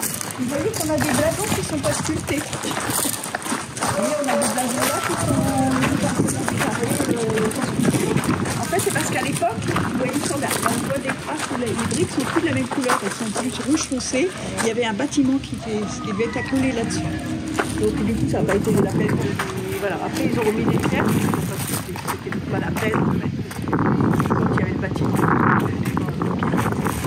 Donc ici, vous avez un bâtiment avec des chambres à l'étage. Ici en bas, vous avez une cuisine. Vous avez une cuisine avec il reste en fait la porte. On a pu accéder à la partie intérieure. Et donc, c'était vraiment une pièce d'habitation. Alors, ce bâtiment ici, plus toute la partie ici, toutes les parties là en écurie, en grange, toutes ces parties-là, qui sont en pierre, là, tout celle-là, comme on en est comme 17e siècle. Les seigneurs sont vraiment installés ici à l'époque, ils ont tout aménagé pour y vivre, pour qu'ils aient leurs chevaux, pour qu'ils aient leur personnel et tout ça, donc ils ont vécu ici. Alors sur 3 générations, ça a été bâti, ça, on a eu le départ du seigneur de Beautremet au départ qui a commencé, l'habitation. Ensuite, il y a son fils et son petit-fils. Alors le fils, par contre, lui, à cette époque-là, la terre d'Aisne et puis le Cambrai, enfin le nord, tout ça, c'était partie des Pays-Bas espagnols, il n'était pas français. Donc lorsque le seigneur de l'empereur a voulu récompenser le seigneur d'Aisne qui avait dû aider à quelque chose, il a élevé la terre d'Aisne au rang de baronnie. Donc on appelait le baron d'Aisne. Et son fils, lui, a été marquis par Louis XV, qui a monté donc la terre d'Aisne au rang de marquisat. Et du coup, après le suivant s'appelait le marquis d'Aisne. On a une trace de cette époque-là, vous avez le blason là au-dessus de la porte. Et vous voyez qu'au-dessus du blason, on a un reste d'une couronne. Et ça, c'est chaque niveau dans la hiérarchie des seigneurs avait une signification, et ça, c'est la couronne de marquis. Comme ça, c'est un peu... Alors, vous voyez qu'elle est bien cassée, un peu en cause des intempéries. Et c'est aussi parce que, 17e, on n'est pas loin du 18e, on n'est pas loin de la Révolution française. Et ça, quel symbole de la seigneurie que couronne. Donc ça, c'est quand les paysans en fait, sont venus envahir le château à cette époque-là, ils ont effectivement cassé la couronne, c'était le symbole de la seigneurie. Ils ont également, vous voyez, ça peut-être expliqué, des fleurs de lys qui ont été cassées à la Révolution en avant, là. Et on dit que le pigeonnier, sur le haut du pigeonnier, on avait dressé un bonnet phrygien. On avait dressé un quoi? On avait mis le bonnet phrygien. Ah. Alors à cette époque-là, justement, il y a quelques années avant la Révolution, les seigneurs d'Aisne ont eu un peu des catastrophes, c'est-à-dire que le seigneur est décédé, sa femme est décédée 4 ans après, 3 ou 4 ans, 2 ans après. Bon, enfin, ils sont décédés pratiquement en même temps. Il avait cette petite fille qui avait 4 ans et qui n'était pas venue ici toute seule. Elle avait été mise au couvent à Arras, continuée à être élevée par les religieuses là-bas. Ce qui fait que quand la Révolution elle a grandi, hein, et quand la Révolution est arrivée, en fait, tous les biens des seigneurs étaient soit repris par les révolutionnaires comme bien national, pour tout ce qui était seigneur qui avait quitté la France. Sauf que la petite fille, elle était à Arras, c'était encore la France, donc on ne lui a pas pris son château, mais elle ne pouvait pas y retourner et le château était transformé en ferme. Donc depuis la Révolution, en fait, ce château était une ferme. Il y a simplement quelques années que le château est revenu un lieu d'habitation. Là, nous, l'association, quand on est arrivé, ça c'était une chambre froide, complètement ouverte de polystyrène. Et puis d'ailleurs, ici, vous avez à l'emplacement, vous voyez, du blason un peu blanc. Là, c'était cassé jusqu'à la partie blanche. Là. Et là, c'était une sorte de toboggan pour faire tomber le foin. Voilà, tout ça. Donc, il y a eu quelques transformations. Il y a des portes qui sont devenues des fenêtres parce que c'était plus pratique. Et voilà. Donc, ça, c'était cette partie un peu triste de la famille. Mais bon, ils avaient quand même eu, pendant plusieurs années, en fait, une belle période de vie. Il y avait des balles dans le château, on parle des balles qui étaient organisées au château d'Aisne, des réceptions. Le seigneur, en fait, recevait tous les notables du coin et ils montrait son beau château à tout le monde. Voilà, on va se diriger maintenant vers le pigeonnier.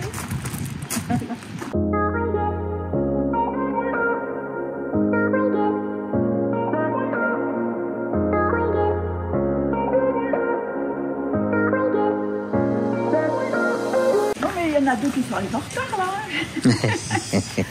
Alors voilà, ici vous êtes ce qu'on appelle le pigeonnier actuellement, enfin actuellement depuis quelques années quand même, mais qui était une tour de garde à l'époque. Vous avez vu la grosse tour en fait avec les différents niveaux, et ici nous avons une salle tout à fait identique. La partie inférieure avec les meurtrières, comme la partie basse que vous avez vue là, et ensuite vous avez un autre niveau avec quelques fenêtres qui étaient touchées, et encore une partie au-dessus, donc ici 3 niveaux. C'était vraiment un système défensif pour voir de loin, et tout près. Donc là, c'est vraiment typique d'une salle de garde, d'une tour de garde. Alors vous avez partout quelque chose d'intéressant, mais surtout le côté ici, ça c'est le reste du chemin de ronde. Donc là, les soldats qui avaient marché là, ils avaient en fait un parapet qui les protégeait de l'extérieur, les envois de flèches et tout ça. Ça faisait comme ça tout le tour du château. Ici, il nous reste la marche. Alors il nous reste une partie lisse là. À côté, vous voyez, les pierres de façade sont tombées. Et donc, derrière, c'est vraiment du remblai. Ça servait, déjà, ça coûtait moins cher que de mettre de pierre. C'est surtout parce que ça permettait en fait, d'amortir les tirs d'artillerie. Donc, c'était des pierres comme ça, c'était plus facile, ça. On glissait un peu. Voilà. Donc, ici, ce qu'on appelle le pigeonnier, parce qu'en fait, au XVIIe, quand le seigneur s'est installé ici, il avait droit, en tant que seigneur, à avoir des pigeons. C'était un signe de richesse. C'était intéressant parce qu'il y avait des œufs, on avait des œufs tous les jours, il n'y avait pas de poules, il y avait des pigeons, c'était bien aussi. Et puis il y avait aussi, on les mangeait quand ils étaient un peu jeunes, on pouvait en manger certains. Les pigeons voyageurs, ça c'est plus sujet à caution parce que c'est vraiment compliqué en fait, de les élever et tout. Donc on pense que c'est plutôt pour les manger. Et puis donc le seigneur, en fait, comme c'était un signe de richesse, en fonction du nombre d'hectares de terre qu'il possédait autour, il avait le droit à un certain nombre de pigeons, parce qu'il devait justifier de pouvoir les nourrir.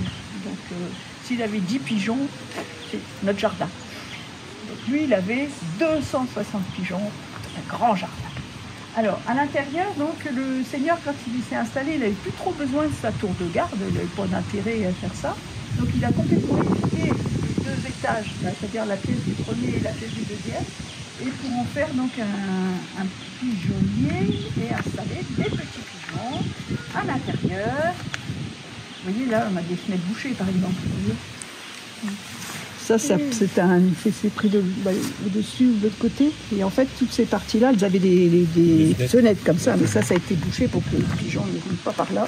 Voilà, regardez comme c'est magnifique ce qu'il y a à l'intérieur. En fait, on a tous les petits trous. On se mettait les petits pigeons à deux, ils nous faisaient des beaux petits œufs et des autres petits pigeons après derrière.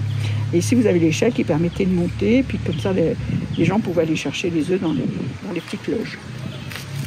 C'est magnifique comme installation. Voilà, mais effectivement, c'est très haut, c'est sur 2 étages. C'est ce qu'on appelait des fuies à l'époque, c'est-à-dire les transformations d'un bâtiment ancien en pigeonnier. On n'appelait pas ça un pigeonnier, on appelait ça une fuie. Si je l'ai dit, je vous emmène à la fuie, vous n'auriez pas forcément compris où on allait.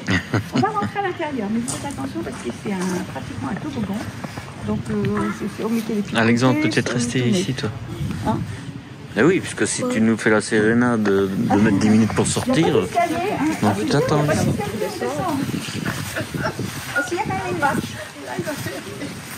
Oh, bah, ça va, Ça va, tu veux que je te donne la main?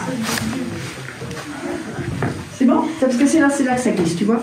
Eh oui, voilà. j'ai eu pas juste. Doucement, là c'est un petit peu vert, on voit que c'est un peu vert. Il passait par là, par cet orifice-là? Ou bien ça a été reconstruit après? En fait, ça a été fait pour les pigeons. C'est-à-dire qu'ils ont enlevé la clé de voûte. Et comme ça, ils nettoyaient en fait, et puis du coup, ils faisaient tout tomber dans la pièce du dessous pour récupérer les bras de pigeons qui servaient à fertiliser sûrement les cultures et tout ça. On peut se mettre tout le tour comme ça. Attention là, on peut laisser passer. Ouais. Il y a encore une perce. Voilà, donc ici on est dans une salle de garde, comme celle d'en bas, que vous avez vue en bas de la grosse tour. Vous avez tout à fait la pièce circulaire comme de l'autre côté. Vous aviez une clé de voûte, là, dont je disais qu'elle avait été enlevée parce que, en fait, il y a une espèce de planche là qu'on bougeait pour nettoyer les pigeons.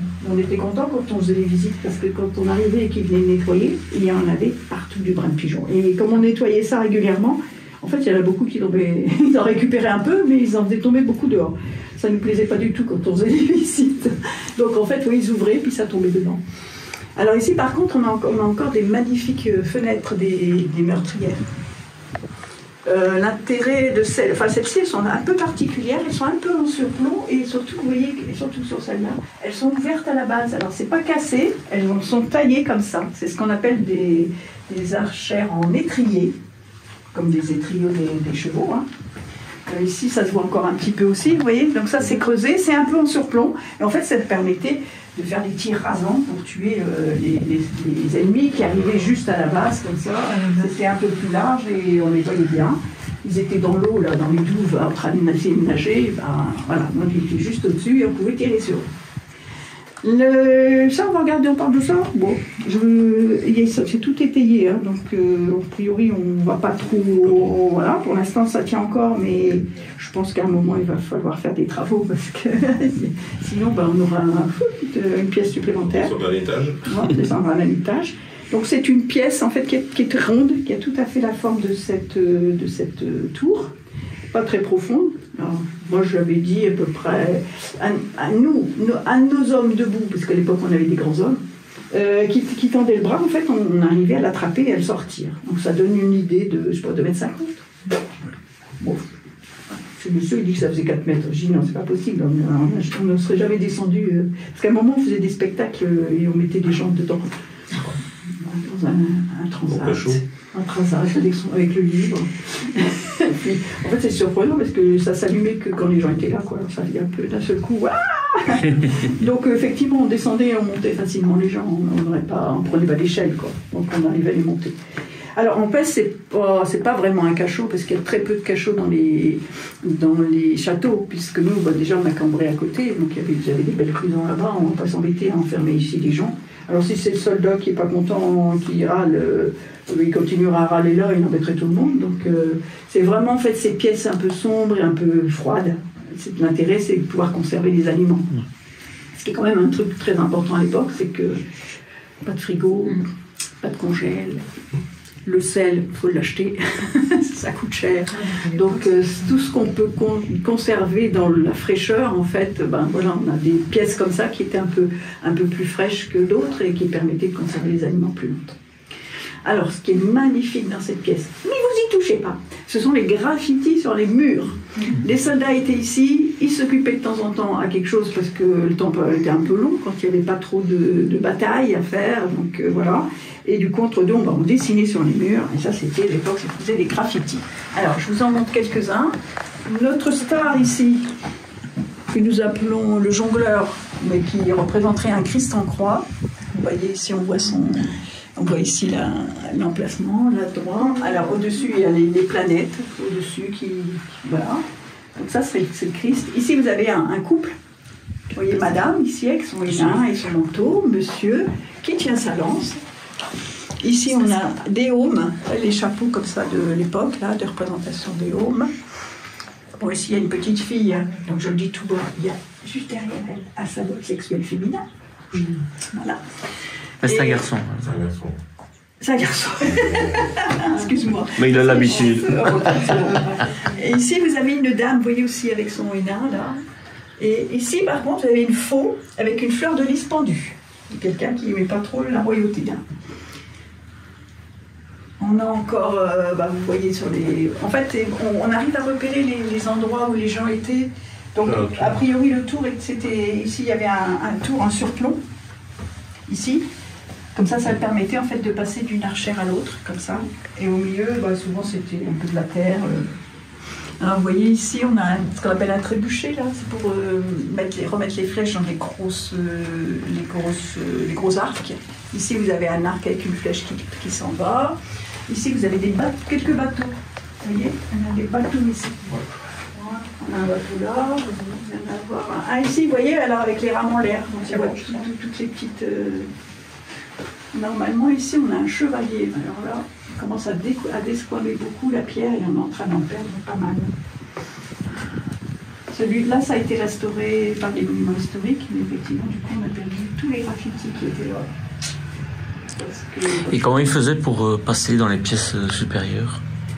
Parce qu'ici, il n'y a pas d'escalier. En fait, si vous avez déjà le chemin de ronde. Oui. Et de l'extérieur, en fait, vous avez une porte qui permettait d'arriver à l'étage au-dessus. Après, dans l'étage encore au-dessus. Il y a des barreaux. Il y a des barres en fer pour monter, pour grimper. Et ça, je pense que c'est plus peut-être ultérieur. Mais sinon, si vous voulez, le système de défense, en fait, on pouvait pas passer d'une tour à l'autre, mais on pouvait accéder en fait par le chemin de ronde. Il y avait des escaliers qui grimpaient, et du coup on pouvait rentrer au premier étage comme ça. Après c'était beaucoup les pièces du bas qui étaient sollicitées. Pièces du haut, il y avait le gars qui surveillait et puis qui disait là les ennemis. Mais après c'était beaucoup ces pièces ici en bas qui servaient, parce que là c'était vraiment des lieux de défense. Quoi. Ok. Je ne sais pas trop si je peux encore vous parler des graffitis si vous aimez ça. Il y a le musée du graffiti à Verneuil-en-Alatte. C'est pas très très loin d'ici, c'est quelques 150 km je pense. Et c'est un historien en fait qui a fait des relevés de graffiti dans le monde entier, de graffiti de toutes les époques. Donc ça fait depuis vraiment les plus anciens qu'il ait trouvés, il en a relevé dans le monde entier. Jusqu'à la guerre, la dernière, ça doit être, je me demande s'il n'a pas mis mai 68 aussi. Mais du coup, il y a plein de salles avec des thèmes comme ça. Et en fait, c'est lui qui a relevé nos graffitis. Ici, ceux du musée de Cambrai, qui étaient à l'époque dans la même pièce. Et donc il nous les datait du 14e siècle. Donc en fait c'est ça le soldat. Voilà. Alors là vous voyez on a un soldat un peu romantique, il a fait des petits couples. Ici c'était plus guerrier, on a des bateaux de guerre. Dans l'entrée là-bas du château, quand vous irez, si vous allez dans la grosse tour, là il y a beaucoup de jeux, c'est des jeux de marelle. Donc en fait suivant le soldat qui était là, ça nous donne une idée de son état d'esprit pour voir ce qu'il avait envie de dessiner. On a encore une dame ici, un caminard. Là, on avait un dessinateur qui aimait bien les jeunes filles. Voilà. Il y a l'air. Et les costumes d'époque, en plus. C'est vrai qu'on peut dater quelquefois les graffitis avec les costumes. Cette dame, elle a un hennin, ce qu'on appelait les hennas en plein fondu. C'est-à-dire ça fait un peu comme des cornes. Et d'ailleurs, à un moment, la religion avait interdit aux femmes de porter ça parce que c'était le symbole du diable. Donc, elle n'avait pas le droit de mettre ça. Il y a la symbolique des costumes qui est intéressante, mais je crois que vous êtes, on l'a déjà vu. Vous êtes passé, ouais, il y a des trucs quand même très très intéressants. Il y a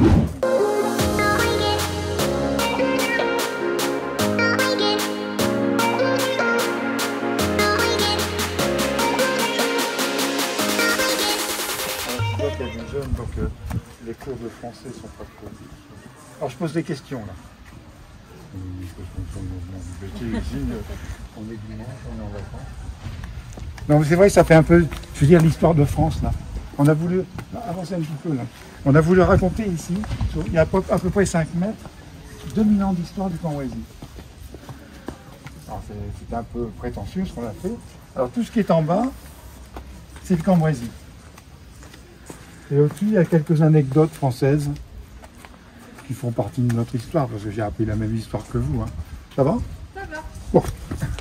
Je vous arrête plus là. Comment tu n'arrêtes plus? Voilà, donc on a voulu raconter un petit peu l'histoire du Cambrésis en gros, parce que c'est un peu plus compliqué que ça, mais voilà. Simplement pour vous dire, on est français, vous êtes tous français, belges? Belge. Ici, c'est qui belge? Ici. Là, vous êtes de l'Est. Oui. Parce que quand on est belge, quand on est français, on appelle l'histoire de Belgique, l'histoire de France. C'est une et indivisible, c'est toujours comme ça. Et c'est pas vrai pour l'histoire, comme l'histoire du Cambrésis. C'est ça qui est intéressant de dire. On a chacun notre province, notre coin, notre lieu. On a été rattaché à un ensemble et on a l'histoire de cet ensemble. Mais c'est important l'histoire de l'ensemble, mais c'est aussi important d'avoir notre... Et comment on a été construit, comment on s'est construit pour arriver jusque-là. Alors là, je vous dis, avant c'était la Gaule. Les Gaules, les différentes Gaules, avec même la Gaule seconde, la Belgique seconde, et tout ça, tout était là. En bas, on va trouver pas les Mérovingiens, les Mérovingiens sont là. On va trouver les... Comment on appelle ça? Cro-Magnons, les Néandertals. Ah non, mais ils sont là, hein, ils sont pas très loin. Si je continuais la carte, je crois, ça serait jusqu'au pigeonnier.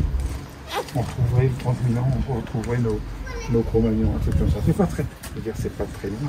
100 ans, c'est pas énorme. Hein. 2000 ans, c'est 20 personnes qui se suivent. Hein. C'est pas, si on est 20 ici, ça fait un peu, c'est fou quand même, mais c'est comme ça. Alors toujours est-il que bon, on a ici une partie qui est déjà prise par les Romains pendant plus de 400 ans, 476 ans, les Romains nous ont envahis. Ils ont envahi l'Angleterre, ils ont envahi la Belgique, ils ont envahi plein d'autres. Et nous ici, ben, on a, à un moment donné, tout ça s'arrête, toutes ces frontières latines s'arrêtent parce que c'était trop grand. Et puis les derniers Romains n'ont pas résisté à la pression des extérieurs. Et donc il y a plusieurs royaumes qui s'instaurent dans le Cambrésis, parce que d'un seul coup on est libre et on peut s'appeler différemment. Et donc vous voyez ici toutes les petites strates comme ça, c'est les différents souverains du Cambrésis. Et tout ça, ça s'arrête. Ah ben là, je pose une question d'histoire. Quand? C'est toujours une question vache. Hein. Elle est marquée dans le dessous de ma main. Est-ce que vous vous souvenez d'un truc dans notre histoire, dans notre école, hein? Traité de Nimègue, 1678, c'est Louis XIV qui rattache tout le nord de France, quasiment, à son royaume des Francs. C'est-à-dire qu'il a rattaché Lille, Valenciennes, il y en avait un troisième. Enfin voilà, il rattache tout le nord de France. Ça vous dit quelque chose, 1678? Non, voilà, c'est quelque chose qui est... Le Nimègue est un lieu important parce que c'est le Cambrésis se rattache. Il n'y a pas que le Cambrésis. 1778, c'est le Cambrésis, mais il y a 77, ça doit être Lille, 79, Valenciennes. Hein, c'est des dates différentes. Mais pour nous, Cambrésiens, c'était 1778. Tout ce qui est là, et à partir de là, on est français. Et on devient après. Là, on a dû continuer un petit peu, mais on devient européen. Hein, parce que ça change quand même. Hein. Là, d'un seul coup, les frontières dans l'Europe sont disparues, même si on peut les remettre à certaines périodes, mais enfin, elles n'existent plus. Vous avez des questions? Je ne vais pas être embêtant trop longtemps. Alors, un autre truc aussi, c'est intéressant, c'est pourquoi on parle du Cambrésis. Le Cambrésis n'a pas de frontières. On est dans une plaine Et on a 4 côtés, on appelle ça le Cambrésis. Comment est né ce Cambrésis? Là, on ne va pas le savoir facilement, mais avant, on est dans la plaine, on est dans l'Empire carolingien. L'Empire carolingien, c'est tout. À part la Bretagne, des choses comme ça, mais c'est gigantesque, hein, l'Empire carolingien. Et l'Empire carolingien, Charlemagne, décède. Qu'est-ce qu'on fait à cette époque-là? Qu'est-ce qu'on fait? On partage dans les descendants. Après, ça c'est différent. Après, on a dit, on regardait à l'aîné. Parce que sinon, toute notre propriété, elle se délite. Et donc, il y a 3 petits-fils. Je vous pose la colle, ou toi? Non, je ne pose pas la colle. Il y a les 3 petits-fils de Charlemagne. Il y a Charles le Chauve, qui va prendre toute la partie ouest. Il y a Louis le Germanique, qui va prendre la partie est. Et au milieu, il y a Lothaire, qui va prendre la Lotharingie, c'est toute la partie du centre. Et ça a toujours été d'ailleurs un problème, cette Lotharingie, au début, c'est-à-dire que quand on voit la Lotharingie, on sait que là-dedans, il y a tout l'est de la France. Vous savez, je pense Strasbourg, n'importe quoi là. Strasbourg, Colmar, tout ça.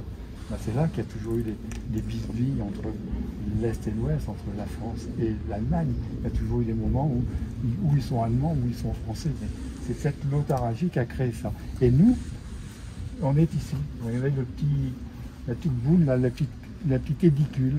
Ça a été fait par l'Escaut. C'est la boucle de l'Escaut, ça commence ici un petit peu au sud d'Aisne. Il y a l'Escaut qui naît là, et qui fait une boucle. Et bien on partage. Ils mettent l'Escaut dans la Lotharingie. Ils ne mettent pas dans la France. Et on le voit, hein. Regardez, on se prend ici la France, 1985. On voit ici une petite boule. Ben ça, c'est le cours de l'Escaut. Le cours de l'Escaut qui est en dessous et qui va prendre... on n'a pas parlé de ça ici. Il y a ce qu'on appelle il y a la rivière d'Aisne qui passe derrière, qui a alimenté les douves ici. Et ça fait comme une faille. Il y a une faille géologique dans laquelle la rivière d'Aisne va dedans et dans laquelle, à un moment donné, l'Escaut va venir et va s'échapper pour partir sur la Belgique. Une petite truc géologique en plus. Et c'est l'époque, hein, quand je parle de ça, quand on la voit vraiment, ici, donc là c'est le partage de l'Empire, hein, en 1888, et 100 ans après, on entend parler du premier seigneur d'Aisne. Je vous ai parlé tout à l'heure d'Alardenne, un des pères du Cambrésis, donc ils sont 12, sous l'égide de l'évêque, qui est sous l'empereur, je ne sais pas comment il s'appelait à l'époque, parce qu'il y en a eu beaucoup, hein, mais ça doit être Othon, un truc comme ça. Vous voyez, on ne met pas des noms, là on n'a pas mis les noms français, hein. Il y a Othon, Lothaire, Louis IV de Bavière, tout comme quoi, nous on est plus dans cette ligne-là, vu qu'on est dans le Saint-Empire romain germanique. On ne regarde pas, j'ai pas marqué Capet. On n'a pas marqué les seigneurs français. C'était important quand même de montrer, simplement, on est français, il n'y a pas de souci, hein, là, on a été acheté, on est comme ça. Mais comment on a été construit, non, c'est beaucoup plus compliqué que ça. C'est pas, j'enfonce des pièces, des trucs, des portes ouvertes, hein. Mais c'est bien toujours de le dire. Et quand on voit des classes du Cambrésis, on aime bien plus simplement que ça, dire que faut réfléchir un petit peu. C'est pas si simple que ça. On n'est pas et les Gaulois et les Français. Non, il y a eu beaucoup de choses qui ont été entre les deux, avec des apports énormes.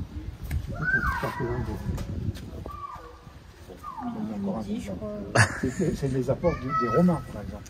Les Gaulois étaient très inventifs et tout ça, hein. Mais l'apport des Romains qui ont créé, qui ont fait beaucoup de routes, beaucoup de vias, de plein de trucs. Voilà, ils ont permis des grands commerces qui ont pu se faire comme ça entre les villes, en sachant que il y a entre Cambrai et les foires de Champagne, hein, c'est à peu près comme ça ici, et ça passait comme ça passait ou dans le château, ou aux alentours du château, mais c'était un axe très important qui partait aussi sur Rome. Si on prend la direction en grosso modo, je sais bien que les empereurs romains aimaient bien les jambons, les salaisons au-dessus du Mont des Cats. Et donc ça passait par cette route-là, ils voulaient avoir ce jambon-là déjà, et ça passait par la route bien sûr, donc ça passait par ça. Et puis les foires de Champagne, qui étaient très très importantes, hein, Avant, c'était les seuls moments. On n'allait pas au champ ou tout ça. On allait dans les foires pour s'échanger, pour voir les nouveautés. Autre chose aussi qui est intéressante, c'est parce que l'autre groupe, il connaissait bien, parce qu'il voulait savoir pour la bataille d'Azincourt. D'Azincourt, de Super du Nord. Voilà. Mon Dieu. Non, si, c'est ça. La bataille d'Azincourt. 1415. On connaît ça, hein. C'est une défaite, une lourde défaite des Français. Ben, sachez que nous, on a gagné, parce qu'on était du côté des vainqueurs, du côté des Bourguignons. Et nous, donc là, ici, le seigneur, d'ailleurs, Baudrin et Saucé, d'ailleurs, leur nom est associé aux deux tours d'entrée. Il y a Baudrin à gauche et Saucé à droite.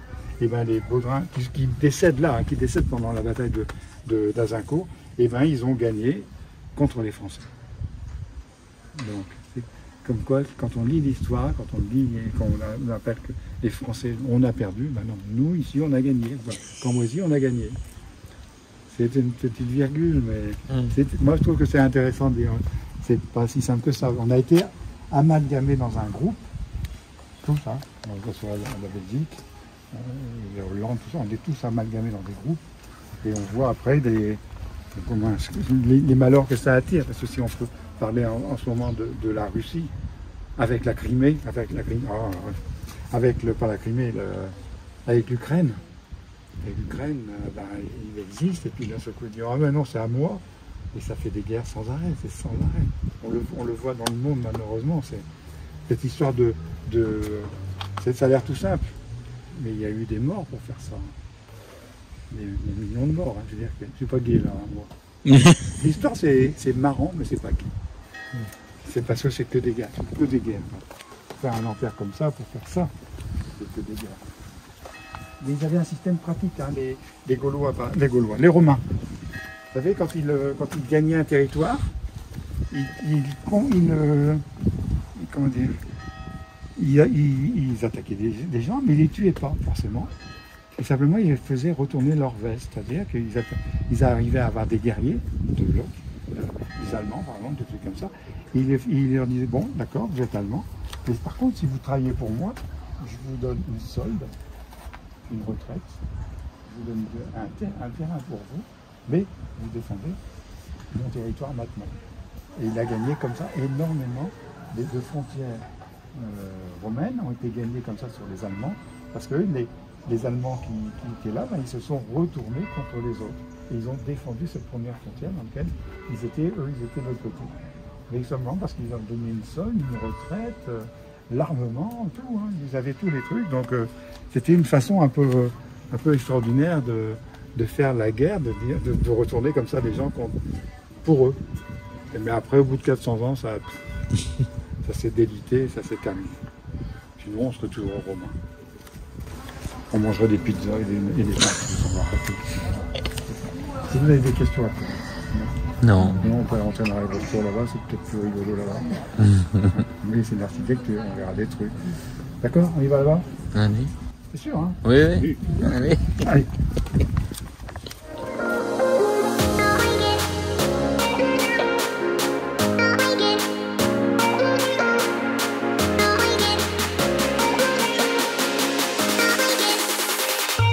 Alors simplement, je vais vous dire qu'il va falloir... Comme on n'est pas là, hein. On est perdu. Voilà. Il va falloir se baisser, faire attention à la tête. Même toi, tu vas devoir te baisser. Alors vous, je ne vous raconte pas. Hein. Si elle se baisse, il va falloir qu'on se baisse. On va ramper. Non, mais pas loin. Hein. Donc vous faites bien attention à vous. Et voilà, il faut y aller. Il y a une marche déjà en plein milieu. Alors il y en a qui ont leur téléphone, il y en a qui ont tous mis des téléphones pour avoir des lumières, parce que quand on va sortir, ça va être facile. Là, c'est un trou noir, à cause de la lumière, de luminosité. On y va, et je vous préviens quand il y a la première marche.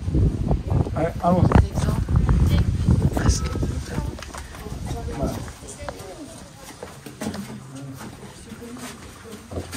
Voilà. Donc ici, il y a la première marche, et il faudra toujours rester penché. Moi, parce que tout le monde n'est pas... Moi, j'arrive. Voilà. Mais il y a des barres en métal, là. Tu vois, là, avec ça. Donc on y va, on monte cette marche, on y va. Excusez-moi, il y a un petit coude à gauche. Et ici, on va rentrer. Je rentre d'abord. Je vais rentrer. Tu rentres à combien? Attention à ton dos, à votre dos. Baissez-vous, attention à votre dos. Voilà. Tu vois, c'est là que tu veux faire attention à ta tête. T'as vu, j'ai pas menti, hein. Vas-y, Alexandre. Tu peux marcher dessus si tu oses. Sinon, tu peux faire le tour. Attention, le dos. Attends, je vais mettre la place, ça les gens. Il faut prendre la truie. Je sais pas comment. Posez dessus, il n'y a pas de souci. Voilà. Moi, j'ai pas envie que ça se passe comme dans les films.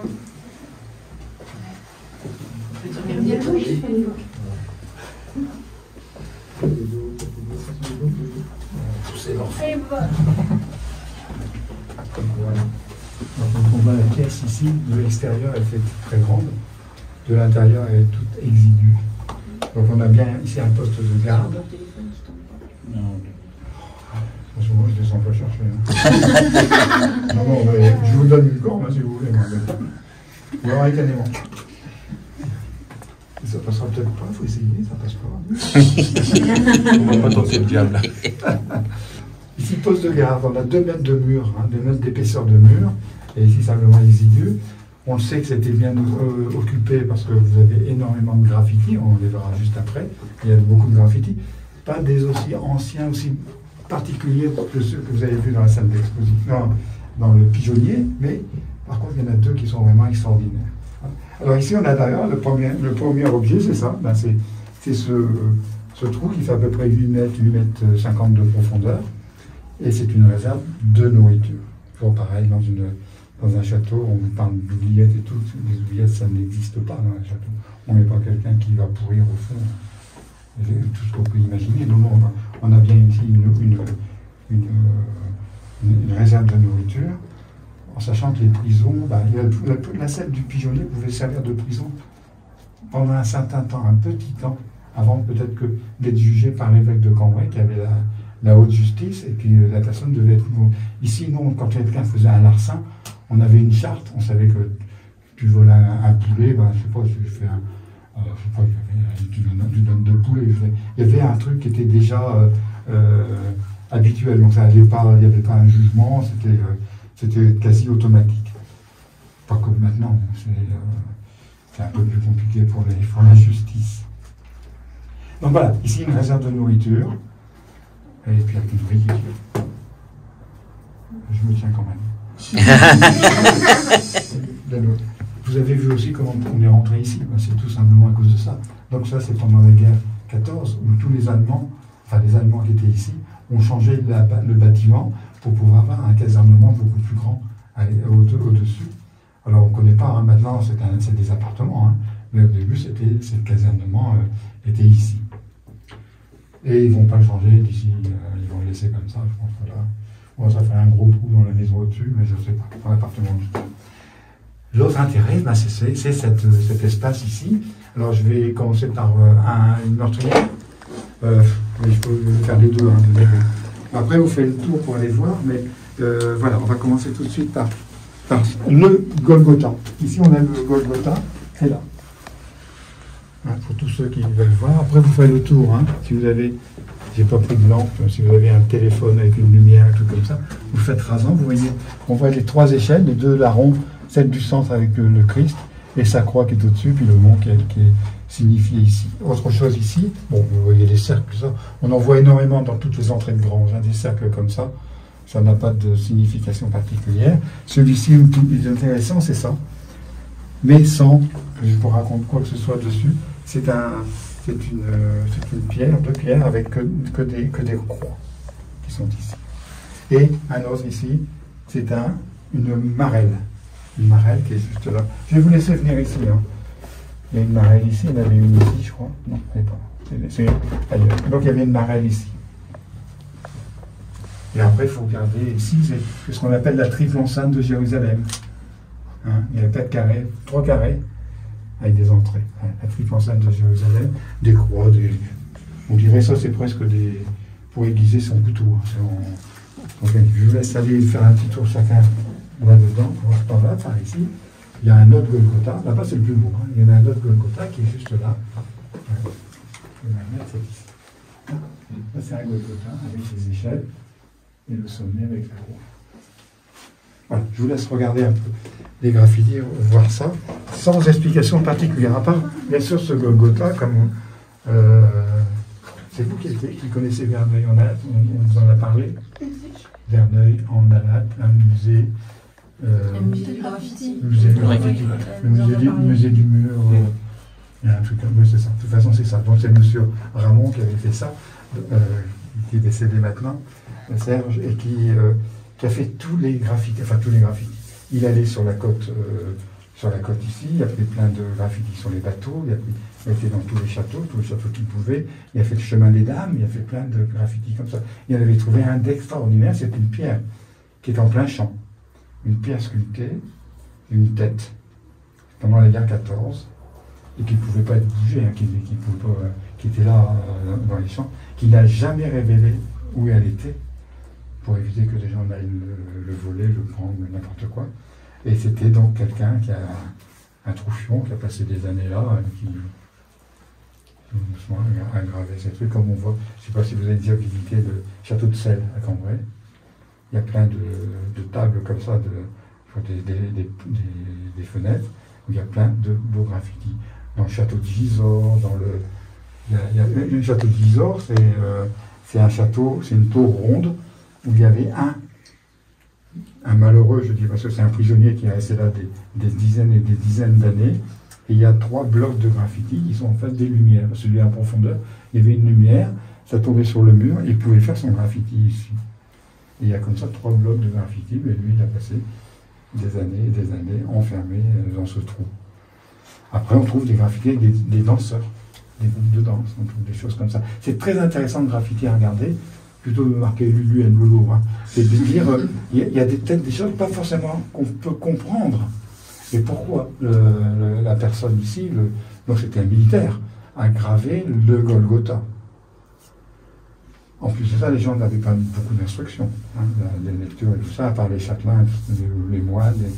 Donc c'est quelqu'un qui a peut-être été, je dis peut-être, hein, entre guillemets, était lui-même avec, comme il y a eu 4 seigneurs d'ici qui sont partis à la première croisade en 1095, ils sont peut-être partis avec lui en Terre Sainte, et ils ont beaucoup parlé de ce Golgotha, donc là où le Christ a été tué.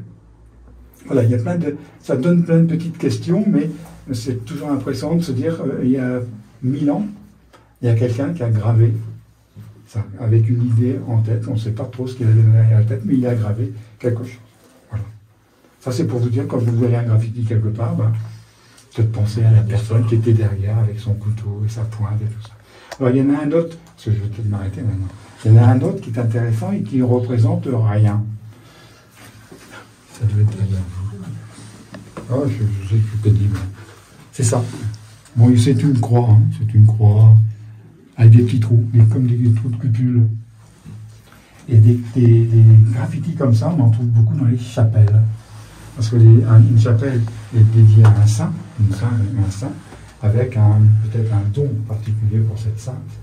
Je ne sais pas, il y a plein de saints, je ne sais pas quoi, qui répare les eaux cassées, n'importe quoi. Et bien les gens vont dans ces chapelles et, avec la pointe du couteau, récupèrent un peu de poussière de cette pierre calcaire et ils mélangent avec et comme ça, on garde un peu de cette puissance. Voilà, quand vous voyez des choses comme ça, c'est souvent un synonyme de, c'est pas toujours, hein, ici c'en est pas, hein, c'est souvent un synonyme d'une croyance par rapport à quelque chose que ça peut nous apporter. Vous avez des questions, s'il vous plaît. Tout est clair, tout est limpide. Bon, en fait, on n'a pas trop envie de vous faire engueuler. Merci. Sinon, maintenant, vous allez passer à l'endroit où on va vous poser plein de questions, savoir si vous avez bien répondu, si vous avez bien suivi. Vous allez devoir nous noter, alors, en fait. Hein, tout dépend de mon salaire. Alors, en tant que bénévole, il n'y a pas de salaire. Hein. Attention à vous. Donc, pour descendre, pareil. Je vais rester ici pour mettre ma main si ça vous plaît. Bon, je dois te parler de moi. Sais-tu que le fait de cliquer sur le pouce en l'air et de partager ton point de vue en commentaire, cela fait des bons guili-guili, comme je dis, à l'algorithme de YouTube. Et donc, forcément, ça égaye ma journée. C'est un peu ma récompense. Mais ce n'est pas tout. Si tu veux un tant soit peu me soutenir, m'offrir 1, 2 ou 3 cafés, j'ai envie de dire, ça ce serait la cerise sur le gâteau. Et sur le coup, je te dis déjà merci. Les infos, c'est évidemment en dessous. Hein. Bon, là c'est le moment de te faire plaisir. Rejoins-moi sur Instagram et sur Facebook et plus aujourd'hui sur TikTok pour découvrir les endroits insolites que je découvre lors de mes déplacements, vivre en direct les tournages des vidéos, mais aussi partager les quelques blagues que je publie de temps à autre et aussi les moments plutôt off ou les rencontres avec mes abonnés par exemple, les voyages avec ma famille ou les quoi qu'il m'arrive, car ça arrive. Bref, tout ce que je ne saurais pas publier sur YouTube. Les infos sont évidemment où? Sous la vidéo. L'été sera chaud, l'été sera chaud. Je suis en forme aujourd'hui. Si ce n'est pas encore fait, pour la newsletter et pour t'abonner à ma chaîne, eh bien c'est là et c'est là. Mais clique sur les deux, c'est gratuit, ça n'engage à rien. Allez, à la semaine prochaine pour une nouvelle découverte. Prends soin de toi. Ciao, ciao!